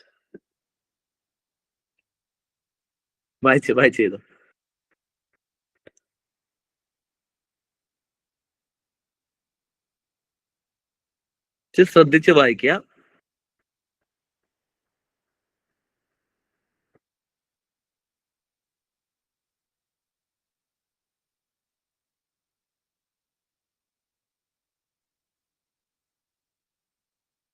നിങ്ങൾ ആ ഒരു മിസ്റ്റേക്ക് ഒഴിവാക്കണം കേട്ടോ. ഇനി ഓൾ നോട്ട് എന്നൊക്കെ കാണുന്നോണ്ട് വെറുതെ എലിമിനേറ്റ് ചെയ്യല്ലേ. അങ്ങനെ നമ്മൾ ഒരിക്കലും എവിടെയും നമ്മൾ എലിമിനേറ്റ് ചെയ്തിട്ടില്ല ഇതുവരെ. അതിന്റെ കാര്യം അങ്ങനെ എലിമിനേറ്റ് ചെയ്ത് പഠിക്കുന്നത് ശരിയല്ല. അത് ഒരു തെറ്റായ രീതിയാണ്. പണ്ട് 2018 വരെ ഇനി ഓള് കറക്റ്റ് 2019 ഈവൻ എല്ലാം തെറ്റാക്കി എടുക്കാമായിരുന്നു. അതേപോലെ സയൻസ് ആൻഡ് ടെക്നോളജിന്റെ എല്ലാ ഓപ്ഷൻസും ബേസിക്കലി കറക്റ്റ് ആയിരുന്നു 2018 വരെ. ഒക്കെ അങ്ങനെ തന്നെ ആയിരുന്നു, ശരിയാണ്. പക്ഷെ അതിനുശേഷം UPSCക്ക് മനസ്സിലായല്ലോ നമ്മൾ എങ്ങനെയാണ് എടുക്കുന്നതെന്ന്. UPSC കണ്ടുപിടിച്ച സ്ഥിതി UPSC അത് മാറ്റി. UPSC understood that our game. Now we also have to change the game. So UPSC is continuously evolving its type of questions, nature of questions ഒക്കെ ഇവോൾവ് ചെയ്തുകൊണ്ടിരിക്കുക. അതേപോലെ നമ്മളും നമ്മളെ ടെക്നിക്സ് എന്ത് ചെയ്യണം? ഇവോൾവ് ചെയ്യണം. പഴയ ടെക്നിക്സുമായിട്ട് ഇനി ഇരുന്നിട്ട് കാര്യമില്ല. അതുകൊണ്ടാണ് നമ്മൾ എന്ത് ചെയ്യുന്നത്? നമ്മളെ ടെക്നിക്സ് പ്ലസ് നമ്മുടെ കോൺഷ്യസ് മൈൻഡ് സെറ്റ്, നമ്മുടെ അണ്ടർസ്റ്റാൻഡിങ് അതുകൊണ്ടാണ് നമ്മൾ പല ടെക്നിക്കുകളിൽ എപ്പോഴും നമുക്ക് വെരിഫൈ ചെയ്യാൻ പറ്റുമോ? അല്ലെങ്കിൽ ഞാൻ പറഞ്ഞില്ലേ ഒരിക്കലും തെറ്റാക്കി എടുക്കാൻ പാടില്ല എന്ന്. അപ്പം നമുക്ക് എന്തെങ്കിലും നിങ്ങൾ ഒരു സൈഡിൽ നിന്ന് നിങ്ങളെ നോളജ് ബേസ് കൂട്ടിക്കൊണ്ടിരിക്കണം, പ്രാക്ടീസും കൂട്ടിക്കൊണ്ടിരിക്കണം, പ്ലസ് എലിമിനേറ്റ് ചെയ്തുകൊണ്ടേയിരിക്കണം. ഓക്കെ,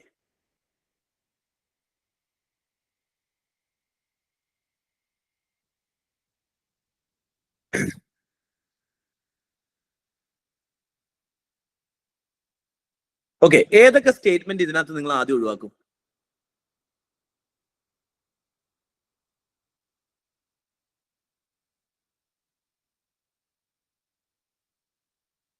ഒരു പ്രസിഡന്റ് പ്രയർ റെക്കമെൻഡേഷൻ വേണം എന്ന് പറയുന്നത് എങ്ങനെയൊക്കെയുള്ള ടൈപ്പുള്ള ബില്ലുകളിലായിരിക്കും പ്രയർ റെക്കമെൻഡേഷൻ എന്ന് പ്രസിഡന്റ് പറയാം? അതായത് പല സ്ഥലത്തും നമുക്ക് അറിയില്ലല്ലോ പ്രസിഡന്റ് പ്രയർ റെക്കമെൻഡേഷൻ വരുമോ ഇല്ലയോ. അത് പ്രസിഡന്റിന്, അതായത് സാധാരണ ലെജിസ്ലേറ്റർ അങ്ങ് തീരുമാനിച്ചാൽ മതി. പ്രസിഡന്റിന് ശരിക്കും റോളിന്റെ ആവശ്യം അവിടെ ഇല്ല, അല്ലെ? എന്ത് ബില്ലാണെങ്കിലും പ്രസിഡന്റ് പറയണമെന്നൊന്നും പറയുന്നത് ശരിയല്ല. പക്ഷെ ലെജിസ്ലേറ്ററിന്റെ താല്പര്യമാണ്. പക്ഷെ ചില സ്ഥലങ്ങളിൽ കോൺസ്റ്റിറ്റ്യൂഷൻ പറയുന്നു, മോനെ ഇത് പ്രസിഡന്റ് ആദ്യം ഒന്ന് പറയണം, എങ്കിൽ മാത്രമേ ഇത് ഇറക്കാൻ പാടുള്ളൂ എന്ന് പറയണമെന്നുണ്ടെങ്കിൽ എന്തുകൊണ്ടായിരിക്കും? ഏത് ടൈപ്പ് ഓഫ് ബില്ലല്ല ഞാൻ ചോദിക്കുന്നത്. വൈ ദാറ്റ് പർട്ടിക്കുലർ സെന്റൻസ് കോൺസ്റ്റിറ്റ്യൂഷനിൽ യൂസ് ചെയ്യാൻ? Money bill is an example of that. ഒരു ഹൗസ് മാത്രം ഡൊമിനന്റ് ആയി നിൽക്കുന്ന ബിൽ, അതൊക്കെ അതിന്റെ ആഫ്റ്റർ എഫക്ട് അല്ലേ? അത് വന്നതുകൊണ്ടാണ് ഒരു ഹൗസ് ഡൊമിനന്റ് ആയത്. But what is the purpose of it? ഇപ്പൊ ആലോചിക്കുക, രാജ്യസഭയെ ഒന്ന് താത്തി കാണിക്കണം, ഒരു ഇൻഫിനിറ്റി കോംപ്ലക്സ് രാജ്യസഭയ്ക്ക് കൊടുക്കണം. അതുകൊണ്ട് പ്രസിഡന്റ് പറയാൻ പറ്റുമോ മണി ബില്ല് മോനെ എന്റെ ഉത്തരവാദിത്വം മാത്രം മതി എന്ന് പറയുന്നത് ശരിയാണോ? Constitution there should be some other reason. Why constitution makers thought that okay, let us put that president recommendation, prior recommendation should be here എന്ന് കോൺസ്റ്റിറ്റ്യൂഷൻ മേക്കേഴ്സ് ആലോചിച്ചിട്ടുണ്ടെങ്കിൽ അത് രാജ്യസഭേനെ താത്തി കട്ടാനാന്ന് പറയാൻ പറ്റുമോ? ഇല്ല. അപ്പൊ എന്തോ വേറൊരു റീസൺ ഉണ്ട്. What it would be? If you get that, then there won't be any confusion with respect to this kind of bills and all. You can simply check it that particular way and come to the answer.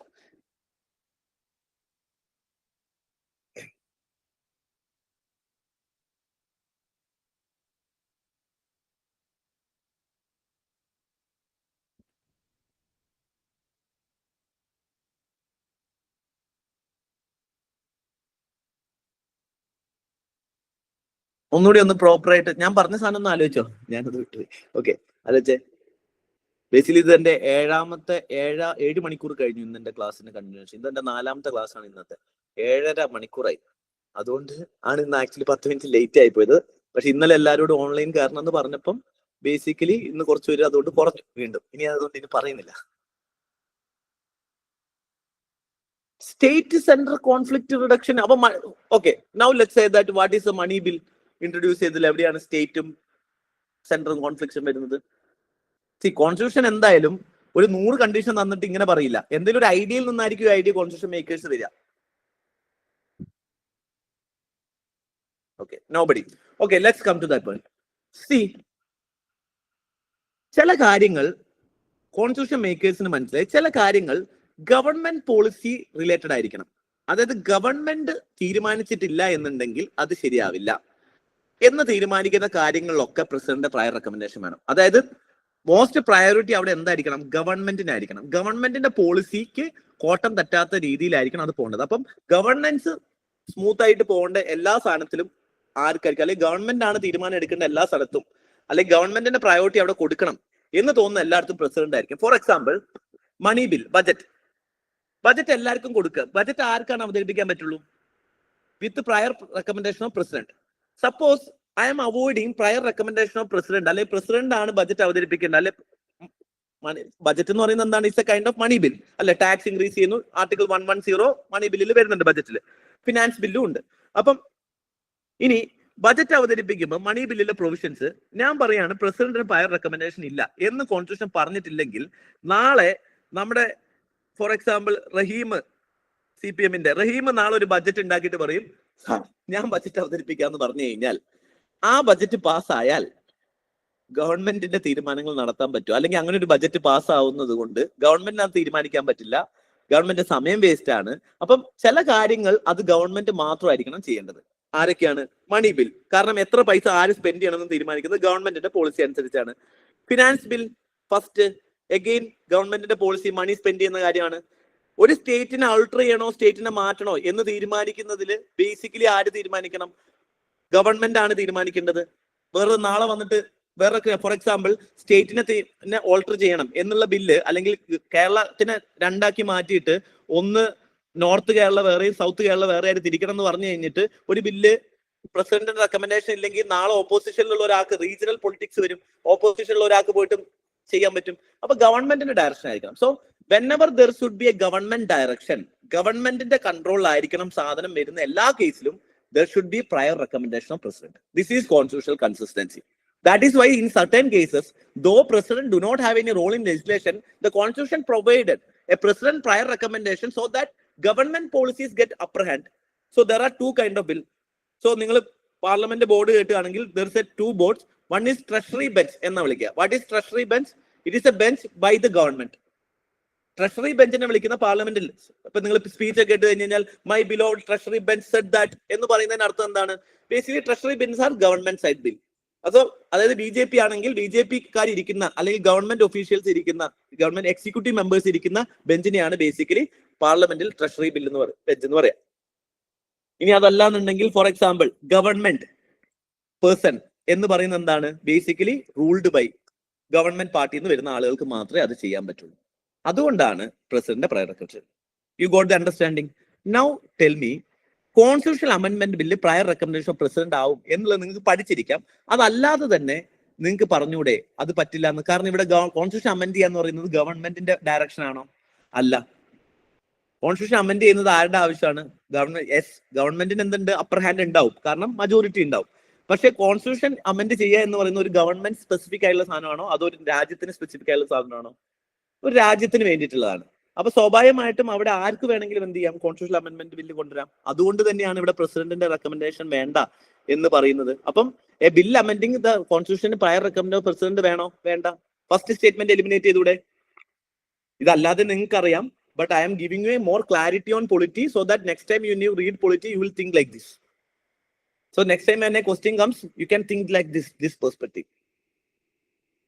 And those who attended Super Mountain will score 140, 120 in prelims, 100 plus.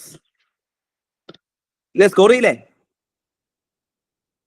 ഈ 10 second ഇവിടെ നിർത്തി പോരുത്. എന്ത് ചെയ്യണം? Practice ചെയ്യണം. ഇല്ലാണ്ട് ഇതുകൊണ്ട് ഒരു കാര്യമില്ല കേട്ടോ. പ്രാക്ടീസ് ചെയ്യണം കേട്ടോ. 100 പ്ലസ് അടിച്ചിരിക്കണം. 120 പ്ലസ് ഒക്കെ അടിച്ചോ, കുഴപ്പമില്ല. ആ ഒരു മൈൻഡ് സെറ്റിൽ പോകണം. വളരെ സിമ്പിൾ ആയിട്ട് ഒരു കൂളായിട്ട് ഇപ്പൊ നിൽക്കുന്നില്ല, ആ കൂളിൽ നിന്ന് തന്നെ പോവാ കേട്ടോ. Second statement, when A constitution അമെന്റ് bill. Okay first പോയി കഴിഞ്ഞാൽ ഉത്തരം കിട്ടിയില്ലേ? ഓട്ടോമാറ്റിക്കലി നോക്കിക്കേ, നിങ്ങൾക്ക് ഒബ്വിയസ് ആയിട്ട് അറിയണമെങ്കിൽ 2 സ്റ്റേറ്റ്മെന്റ് എന്തായാലും കറക്റ്റ് ആണ്. അപ്പൊ ഓട്ടോമാറ്റിക്കലി 2 and 3 കറക്റ്റ് ആയിരിക്കും. ഞാൻ ക്വസ്റ്റ്യൻ വായിച്ചിട്ടില്ല. കറക്റ്റ് അല്ലേ? തെറ്റാരെങ്കിലും കണ്ടുപിടിക്കാണ്ടോ? ഇല്ലെങ്കിൽ നമുക്ക് പോവാം. മീൻസ് ബേസിക്കലി കറക്റ്റ് ആണല്ലോ. നിങ്ങൾക്ക് എക്സ്പ്ലെയിൻ ചെയ്യണോ അത്? Second, when a constitutional amendment bill is presented to President of India, it is obligatory to President of India to give his assent. Yes, ഞാൻ പറഞ്ഞു കോൺസ്റ്റിറ്റ്യൂഷണൽ അമെന്റ്മെന്റ് ബില്ല് എന്ന് പറയുന്നത് basically constitution അമെന്റ് ചെയ്യാൻ people representation ആണ് ചെയ്യേണ്ട. Constitution അമെന്റ് ചെയ്യാൻ പീപ്പിളിന്റെ aspiration ആണ്. ഇപ്പൊ മെമ്പേഴ്സ് വെച്ച് കഴിഞ്ഞാൽ പ്രസിഡന്റ് എന്ത് ചെയ്യാൻ പറ്റില്ല? റിജക്ട് ചെയ്യാൻ പറ്റില്ല. അസെന്റ് ചെയ്തേ മതിയാവുള്ളൂ. കറക്റ്റ് ആണ്. മണി ബില്ല് എന്തുകൊണ്ടാണ് അങ്ങനെ? അതുപോലെ പ്രസിഡന്റ് ഇനിഷ്യേറ്റ് ചെയ്ത ബില്ലും പ്രസിഡന്റ് റിജക്ട് ചെയ്യാൻ പറ്റില്ല, റിട്ടേൺ കൊടുക്കാൻ പറ്റില്ല. കാരണം ഈ പ്രസിഡന്റ് പറഞ്ഞിട്ടാണ് ബില്ല് അവതരിപ്പിച്ചത്. എന്നിട്ട് നാളെ ബില്ല് പാസ്സായി വരുമ്പോൾ ഇതൊന്നും പറ്റൂല എന്ന് പ്രസിഡന്റ് പറയാൻ പറ്റില്ല. അപ്പം കോൺസ്റ്റിറ്റ്യൂഷൻ അമെന്റ്മെന്റ് ബില്ലും അങ്ങനെ പറ്റില്ല. Constitution amendment bill must be passed by both houses and Rajya Sabha by special majority and there is no provision of joint sitting. Yes, it should be passed. Why? What is the concept here? It should not be passed without special majority. Joint sitting possible അല്ല. കാരണം എന്താണ് ഇവിടെ? Because our constitution is flexible and rigid. So this give a rigidity. It's very difficult to pass the constitution amendment bill so that it is not immediately എന്ത് ചെയ്യാൻ പറ്റില്ല, constitution ആർക്കും change ചെയ്യാൻ പറ്റില്ല. You need to have a majority, 2/3 majority in Rajya Sabha as well as Lok Sabha. എന്നാലേ പറ്റുള്ളൂ. So rigid. But there are certain provisions flexible which need only simple majority. So this is a feature of constitution. Correct. 2 and 3 is correct. Thumbs up.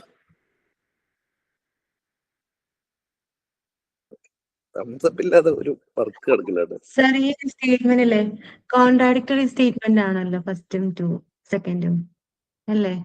ഇപ്പൊ president recommendation വേണമെങ്കിൽ തീർച്ചയായിട്ടും president obligatory ആവേണ്ട ആവശ്യമില്ലല്ലോ. അതായത് പ്രസിഡന്റിന്റെ recommendation വേണമെങ്കിൽ ഈ സംഭവം അസന്റ് കൊടുക്കുക എന്നുള്ള റൈറ്റ്, അതെന്ന് പറഞ്ഞാൽ പ്രസിഡന്റ് തന്നെ എക്സ്ക്ലൂസീവ് റൈറ്റ് ആയിരിക്കുമല്ലോ. അത് ഒബ്ലിഗേറ്ററി ആക്കേണ്ട ആവശ്യമില്ലല്ലോ. അങ്ങനെയാണ് ഞാൻ വേറെ കോൺട്രാഡിക്ടറി ആവുമല്ലോ. ഒന്നും അറിഞ്ഞൂടെങ്കിൽ എന്നാണ് ഞാൻ ഉദ്ദേശിച്ചത്. ഇല്ല, ഞാൻ ഈ വേറെ സ്റ്റേറ്റ്മെന്റ് മാറ്റാം. വെറുതെ ഒന്ന് ചെക്ക് ചെയ്ത് നോക്കാം. ഞാൻ അങ്ങനെ ചിന്തിച്ചു നോക്കാം. നമുക്കൊന്ന് A bill amending. Okay, if a money bill has to be introduced in the Lok Sabha, president recommendation is mandatory. Statement correct ആണോ തെറ്റാണോ? ശരി, രണ്ടും കറക്റ്റ് ആണോ ശരിയാണോ? ശരി, കറക്റ്റ് ആണോ തെറ്റാണോ? കറക്റ്റ് ആണ്. Second statement, if a money bill passed by Lok Sabha and Rajya Sabha, president obligatory to give assent. അല്ല, വിത്ത്ഹോൾഡ് ചെയ്യാൻ പറ്റും. വിത്ത്ഹോൾഡ് ചെയ്യാൻ പറ്റും, പക്ഷെ റിട്ടേൺ ചെയ്യാൻ പറ്റില്ല. പക്ഷെ വിത്ത്ഹോൾഡ് ചെയ്യാൻ ശരിക്കും പറ്റില്ല. പ്രസന്റ് ശരിക്കും വിത്ത്ഹോൾഡ് ചെയ്യാനും പറ്റില്ല. കാരണം he has to give assent. So it's a consistent statement. It's not contradictory statement. Okay. അതുകൊണ്ടാണ് അവിടുത്തെ പ്രോബ്ലം കേട്ടോ. അപ്പം ആ ഒരു പോസിബിലിറ്റി എന്ത് ചെയ്യില്ല, വർക്ക് ആവില്ല. ഇനി ഇത് നിങ്ങൾ ബേസിക്കലി എന്ത് ചെയ്യണം, അറിഞ്ഞിരിക്കണം. അതാണ് ബേസിക് സാധനം. പക്ഷെ അറിഞ്ഞില്ലെങ്കിലും ചെയ്യാം. ഇനി കുറെ ക്വസ്റ്റ്യൻ ഇതിനകത്ത് ചെയ്യാനുണ്ട്. നമുക്കൊരു കാര്യം ചെയ്യാം.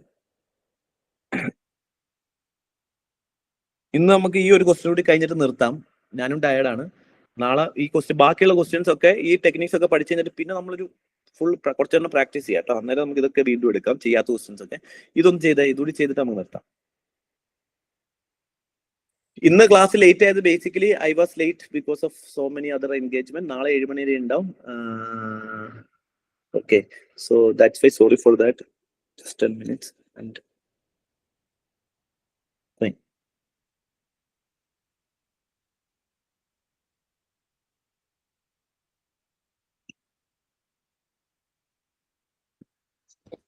വായിച്ചു നോക്കിയേ.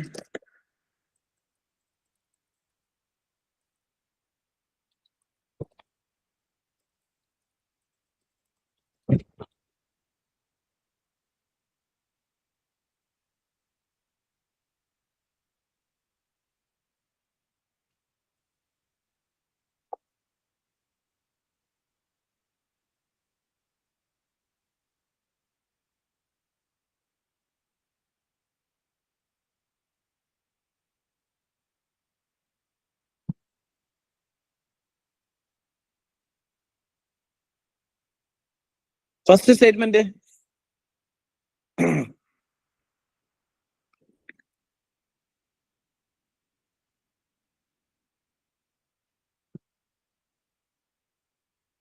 ഓക്കെ, പരോളിനെ പറ്റിയാണ് ചോദ്യം.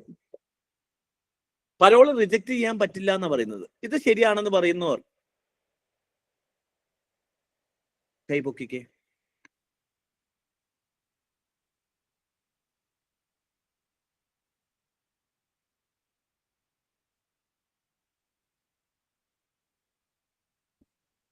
ശരിയാണോ? തെറ്റാന്ന് പറയുന്നവരൊന്ന് കൈപൊക്കിക്കേ. 1 2 3 4 5 6.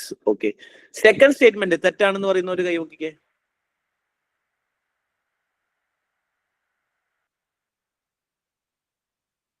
ഓക്കെ, നന്ദ എന്താണ് ഫസ്റ്റ് സ്റ്റേറ്റ്മെന്റ് തെറ്റാണെന്നല്ല പറഞ്ഞത്, അത് ശരിയാണ്? ശരിയാന്ന് പറയാൻ കാരണം പരോള് ഡിനൈ ചെയ്യാൻ പാടില്ലാതെ അങ്ങനെയാ ഉദ്ദേശിച്ചത്. പരോള് ഡിനൈ ചെയ്യാൻ പാടില്ല എന്ന് പറയാൻ കാരണം എന്താ? അവർക്ക് അങ്ങനെ ഒരു കൈൻഡ് ഓഫ് ജസ്റ്റിസ് ഡെലിവറിങ്, അതാണ് ഞാൻ ഉദ്ദേശിച്ചത്. എനിക്കറിയില്ല. Okay okay, fine fine. Parole അല്ലാതെ വേറെ എന്തെങ്കിലും ഇതുപോലെ കോൺസെപ്റ്റ് നിങ്ങൾക്ക് അറിയോ?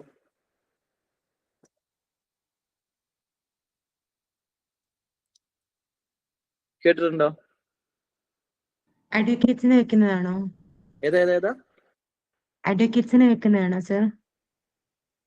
അല്ലല്ല, പരോൾ എന്ന് പറഞ്ഞാൽ അറിയാലോ, പരോളിനൊക്കെ ഇറങ്ങാന്നൊക്കെ പറഞ്ഞ് പണ്ട് സിനിമയിലൊക്കെ ജയിലിൽ നിന്ന് വരുന്നല്ലേ, അഡ്വക്കേറ്റിന് വെക്കുന്നതല്ലോ. So there are one more concept, furlough and parole. There are two concept. One is parole and furlough. First statement എന്തായാലും തെറ്റായിരിക്കില്ലേ? Parole cannot be denied to a person, such a person, because it become a matter of his or her right. ഒരു sufficient case കൊടുത്താൽ parole deny ചെയ്യാൻ പറ്റില്ല, എന്നെ പരോളിന് വിട്ടോണം എന്നാ പറയുന്നത്. ഇപ്പൊ TP ചന്ദ്രശേഖറിന്റെ വധത്തിന്റെ ആളുകൾ നമ്മൾ ഇടയ്ക്കിടയ്ക്ക് എന്ത് ചെയ്യാണ്ട് പരോളിന് വിടാറുണ്ട്, കാരണം they are very important people. So ഇടയ്ക്കിടയ്ക്ക് പരോൾ വിടാറുണ്ട്. പക്ഷെ ചില ആളുകൾ പരോൾ വിടാറില്ല. പക്ഷെ ഇതൊരു മാറ്റർ ഓഫ് റൈറ്റ് ആന്ന് പറയാൻ പറ്റുമോ? എന്നെ എന്തായാലും വിട്ടേ മതിയാവുള്ളൂ എന്ന് പറയാൻ പറ്റുമോ? ഇല്ല. അപ്പൊ സ്വാഭാവികമായിട്ട് ആ സ്റ്റേറ്റ്മെന്റ് തെറ്റായിരിക്കും. ആ state government have their on prisonal rules and release of parole rules. ശരിയായിരിക്കോ തെറ്റായിരിക്കോ? പ്രിസൺ എന്ന് പറയുന്നത് സ്റ്റേറ്റ് സബ്ജക്റ്റ് ആണോ സെൻട്രൽ സബ്ജക്റ്റ് ആണോ? മറ്റേ കണ്ടംപററി അല്ലല്ലോ, എന്തായിരുന്നു മൂന്നാമത്തെ ലിസ്റ്റിന്റെ പേരെന്തായിരുന്നു?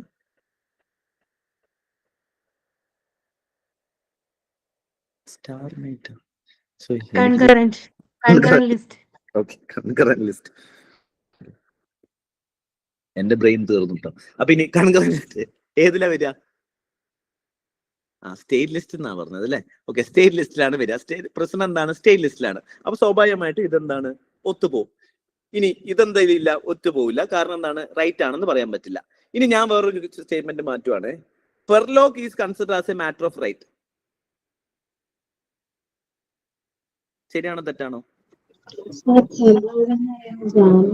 എന്താ മോളെ? കേക്കത്തില്ലേ? പരോൾ എന്ന് പറയുന്നതാണോ ചോദിക്കുന്നത്?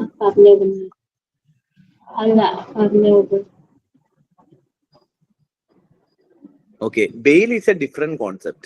There are different type of bails. That itself completely different concept ആണ്. ബെയിൽ എന്ന് പറഞ്ഞാൽ എന്തൊക്കെ കോൺസെപ്റ്റ് ആണ്? ബെയിൽ ഇപ്പൊ നിങ്ങൾ കണ്ടില്ലേ, മുൻകൂർ ജാമ്യം എടുക്കുന്നു. രാഹുൽ മാങ്കൂട്ടത്തിൽ മുൻകൂർ ജാമ്യം എടുക്കുന്നു. It's a bail applications. ജാമ്യത്തിൽ പോവാന്ന് പറയുന്നത്. ഓക്കെ, അതെന്തൊക്കെയുണ്ട്? പല ടൈപ്പ് ഓഫ് ബെയിൽ ഉണ്ട്.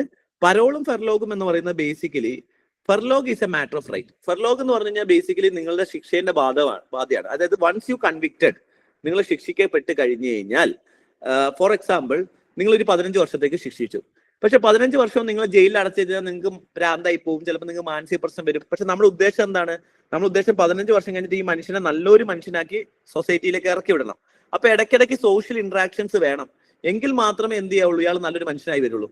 അപ്പം furlough is a matter of right. ഇയാളുടെ പ്രസന്റ് ടേമിന്റെ ഇടയിൽ ഇപ്പൊ 15 വർഷമാണെന്നുണ്ടെങ്കിൽ ഫോർ എക്സാമ്പിൾ 15 ദിവസം ഇയാൾക്ക് ചിലപ്പം ലെറ്റ്സ് സേ, ഞാനൊരു എക്സാമ്പിൾ പറയുന്നതാണ്, ഇത് മാറ്റ് ഡിപ്പെൻസ്, ഓരോരുത്തർക്കും ഓരോ റൂളാണ്. ഇപ്പൊ ലെറ്റ്സ് സേ ദാറ്റ് ഒരു 5 വർഷം കൂടുമ്പം അല്ലെങ്കിൽ ഒരു വർഷത്തിൽ ഇയാൾക്ക് ഒരു 10-20 ദിവസം ഫെർലോഗ് കിട്ടുമെന്ന് വിചാരിക്കുക. അതായത് 20 ദിവസം ഇയാൾക്ക് എന്ത് ചെയ്യാം? ഇയാളെ വീട്ടിൽ പോയിട്ട് സ്വന്തം വീട്ടിൽ പോയി നിൽക്കാം. This is ഫെർലോഗ്.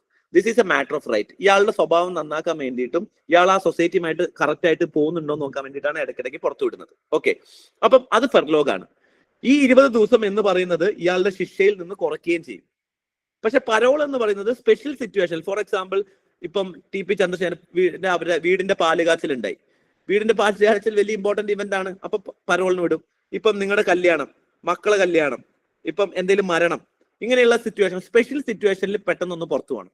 അങ്ങനെയാണെങ്കിൽ പരോളിനാണ് നമ്മൾ എന്ത് ചെയ്യുക? വിടുക. പരോൾ പക്ഷെ മാറ്റർ ഓഫ് റൈറ്റ് അല്ല. പരോൾ എന്ത് ചെയ്യണം? പരോൾ ഇപ്പം 20 ദിവസം പരോൾ പോയി എന്ന് പറഞ്ഞു കഴിഞ്ഞാൽ അത് നിങ്ങളുടെ ശിക്ഷയെന്ന് കുറയില്ല. ആ 20 ദിവസം തിരിച്ചു വന്നതിന് ശേഷം അഡീഷണൽ 20 ദിവസം കൂടി കിടക്കണം. ഫോർ എക്സാമ്പിൾ 6 മാസത്തേക്ക് നിങ്ങൾ ശിക്ഷിച്ചു, അതിൽ 1 മാസം നിങ്ങൾ പരോളിന് പോയി കഴിഞ്ഞാൽ തിരിച്ചു വന്നിട്ട് വീണ്ടും 1 മാസം കൂടി നിങ്ങൾ കിടക്കണം. കാരണം അത് ശിക്ഷയെന്ന് കുറയില്ല. നേരെ മറിച്ച് ഫറോഗ് 6 മാസം ശിക്ഷിച്ചു, അതിൽ 1 മാസം ഫെർലോഗിന് പോയി. ദാറ്റ് മീൻസ് ആ 1 മാസം പുറത്തു പോയതും നിങ്ങൾ ശിക്ഷയുടെ ഉള്ളിലാണ്. നിങ്ങൾ 5 മാസം ഉള്ളിൽ കിടന്നാൽ മതി. Okay, so that is furlough. So furlough എന്താണ്? മാറ്റർ ഓഫ് റൈറ്റ് ആണ്. പരോൾ എന്താണ്? മാറ്റർ ഓഫ് റൈറ്റ് അല്ല. This is been discussion in the last 2 years because of many parole furlough ഇഷ്യൂല് മാറ്റർ ഓഫ് റൈറ്റ് ആയിട്ട് റിജക്ട് ചെയ്തതിന്റെ ഭാഗമൊക്കെ ആയിട്ട് കേട്ടോ. അപ്പം that's it for today. Okay, മനസ്സിലായോ? ഓക്കെ, ഇനിയും കുറെ ക്വസ്റ്റ്യൻ ഇതിനകത്ത് ഉണ്ട്. അപ്പൊ ഈ ക്വസ്റ്റ്യൻ ബേസിക്കലി എന്താ വെച്ചാൽ കോൺസ്റ്റിറ്റ്യൂഷണൽ കൺസിസ്റ്റൻസി ആയതുകൊണ്ട് നമ്മളിപ്പോ എന്തൊക്കെ ഭാഗങ്ങൾ നോക്കിയേ? ഒന്ന് ഫെഡറൽ സിസ്റ്റത്തിന്റെ നോക്കി, നമ്മൾ ബേസിക്കലി പാർലമെന്റുമായി ബന്ധപ്പെടുന്ന നോക്കി, യൂണിയൻ എക്സിക്യൂട്ടീവ് ലെജിസ്ലേച്ചർ തമ്മിലുള്ള ബന്ധങ്ങൾ അങ്ങനെ നോക്കി. പിന്നെ നമ്മൾ ആ ഓർഡർ എങ്ങനെ വരും എന്നുള്ളതിന്റെ പാർട്സിന്റെ ഓർഡറിന്റെ ബേസ് ചെയ്ത് നമ്മൾ നോക്കി, ലിസ്റ്റിന്റെ ബേസ് ചെയ്ത് നമ്മൾ നോക്കി. ലിസ്റ്റ് നിങ്ങൾ ഒന്ന് ജസ്റ്റ് ഒന്ന് വായിച്ചു നോക്കണേ. അതേപോലെ ഷെഡ്യൂൾസ് നിങ്ങളൊന്ന് നോക്കണം. അപ്പം ഈ രീതിയിലാണ് നമ്മൾ എന്ത് ചെയ്യുന്നത്? ചെക്ക് ചെയ്തുകൊണ്ടിരിക്കുന്നത്. ഇതിൽ ഏതായിരിക്കും കറക്റ്റ്, ഏതായിരിക്കും റോങ് എന്ന് വരുന്നത് കേട്ടോ. ബാക്കി നമുക്ക് എന്ത് ചെയ്യാം? ഇനി അതിനകത്ത് കുറെ ക്വസ്റ്റ്യൻസ് ബാക്കിയുണ്ട്. അപ്പൊ ബാക്കി നമുക്ക് നാളെ കുറച്ച് ബാക്കി മുന്നത്തേലൊക്കെ കുറച്ച് ക്വസ്റ്റ്യൻസ് ബാക്കിയുണ്ട്.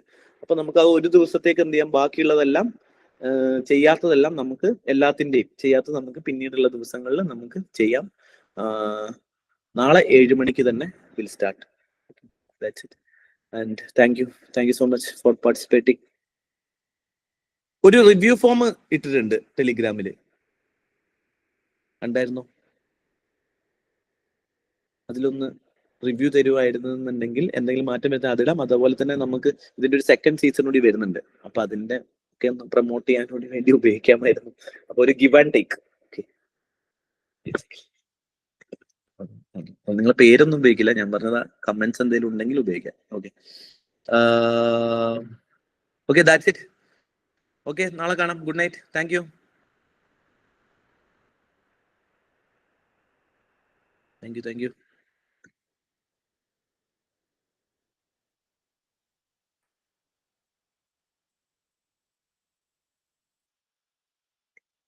റെക്കോർഡ്സ് അവൈലബിൾ ആണ് കേട്ടോ. റെക്കോർഡ്സ് അവൈലബിൾ ആണ്. റെക്കോർഡ്സ് ഒക്കെ ഓൾറെഡി ഷെയർ ചെയ്തിട്ടുണ്ടാവണല്ലോ. ഒന്ന് ചെക്ക് ചെയ്ത് നോക്കൂ കേട്ടോ. Thank you Nanda, thank you.